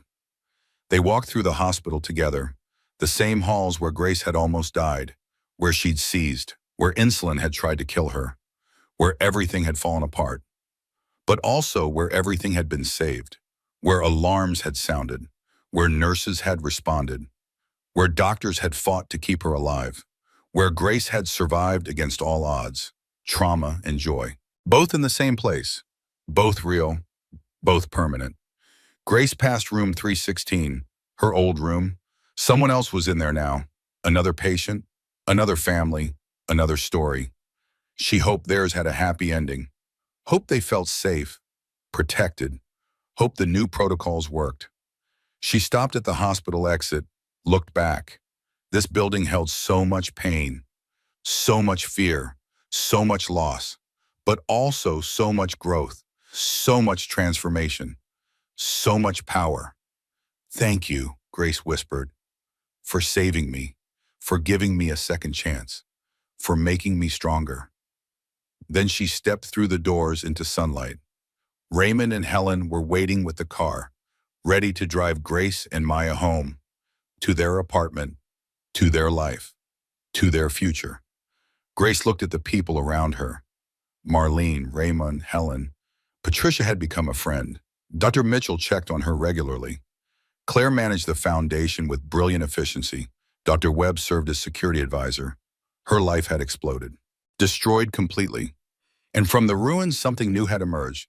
Not just survival, not just recovery, but transformation, growth, power.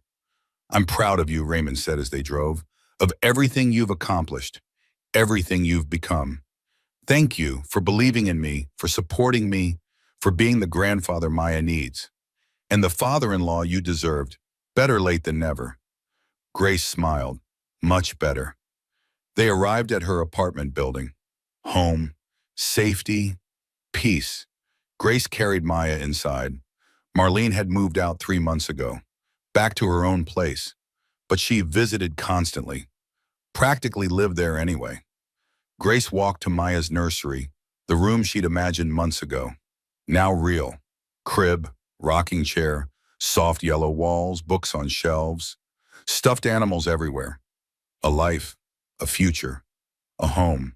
She changed Maya's diaper, fed her, played with her.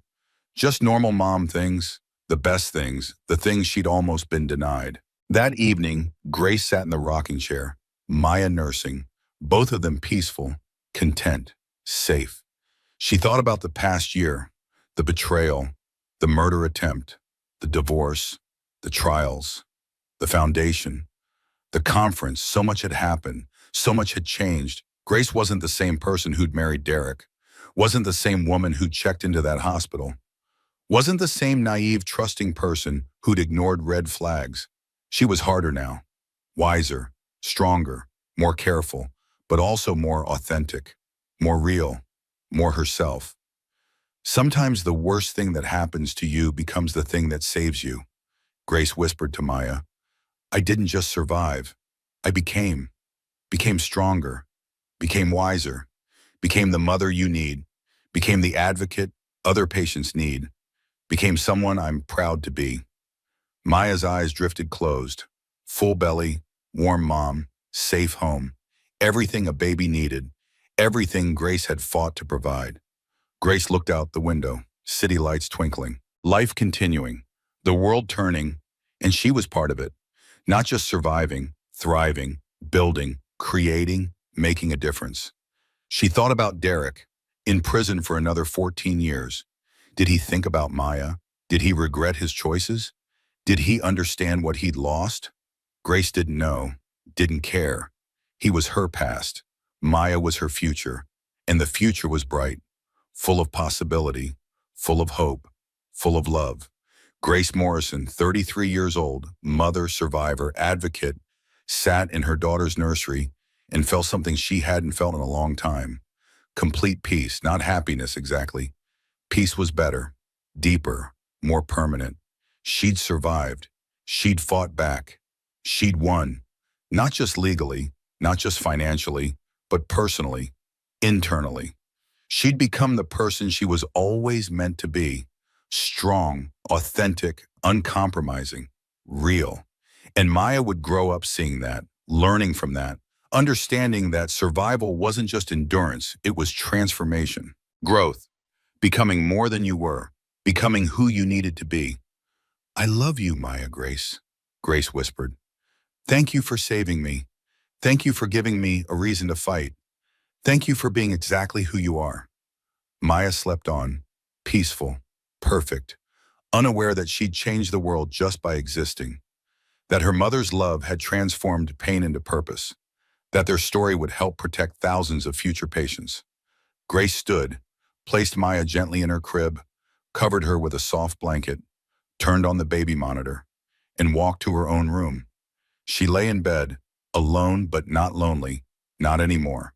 She had Maya, had her family, had her foundation, had her purpose. That was more than enough. That was everything. Grace closed her eyes, let sleep come, and dreamed of the future, of Maya growing up strong and brave, of hospitals becoming safer, of women finding the courage to leave bad situations, of a world where betrayal and attempted murder were met with justice and transformation. She dreamed of hope and healing and second chances and lives rebuilt from ashes and mothers who fought for their daughters with everything they had. She dreamed of becoming, of transformation, of power that came not from money or influence, but from surviving, from refusing to stay silent, from turning pain into purpose. Grace Morrison had survived attempted murder, had divorced her betraying husband, had rebuilt her entire life, had created a foundation that was changing hospital safety across the country, had become a mother, an advocate, a force for good. She hadn't just survived, she'd become. And that was the ultimate victory, the ultimate justice, the ultimate triumph. Grace Morrison, survivor, mother, advocate, slept peacefully in her own bed in her own home with her daughter safe in the next room. And the future stretched before them, bright, open, full of possibility. They'd made it, against all odds, through betrayal and attempted murder and pain and fear. They'd made it to the other side, and the other side was beautiful. So that's my story, from hospital bed to courtroom to advocate, from victim to survivor to someone who changed hospital safety protocols across 6 states. If this story resonated with you, if it made you think twice about ignoring red flags, if it gave you hope that you can survive your own nightmare and come out stronger on the other side, do me a favor. Hit that like button. It tells me these stories matter, that survival stories need to be told. Drop a comment below. Tell me your thoughts, your own story, what you learned. I read every single comment, and your words mean more than you know. Share this with someone who needs to hear it. That woman making excuses for her partner's behavior. That friend ignoring obvious signs. That person who thinks they're trapped with no way out. Send them this story. Show them survival is possible. And if you haven't already, subscribe to this channel, because I'm not done telling stories. I'm not done fighting for patient safety. I'm not done showing people that betrayal doesn't have to destroy you. It can transform you. My daughter Maya is almost 1 year old now. She's healthy, happy, thriving. She'll never remember the night someone tried to prevent her from existing. But she'll grow up knowing her mother fought for her. And that's the legacy I'm building. One story, one protocol, one saved life at a time. Thank you for listening. Thank you for being here. Thank you for believing that one woman's voice can change the world. Now go be strong, be brave, be the person who fights back, and never, ever ignore your instincts. They might just save your life. I'll see you in the next one.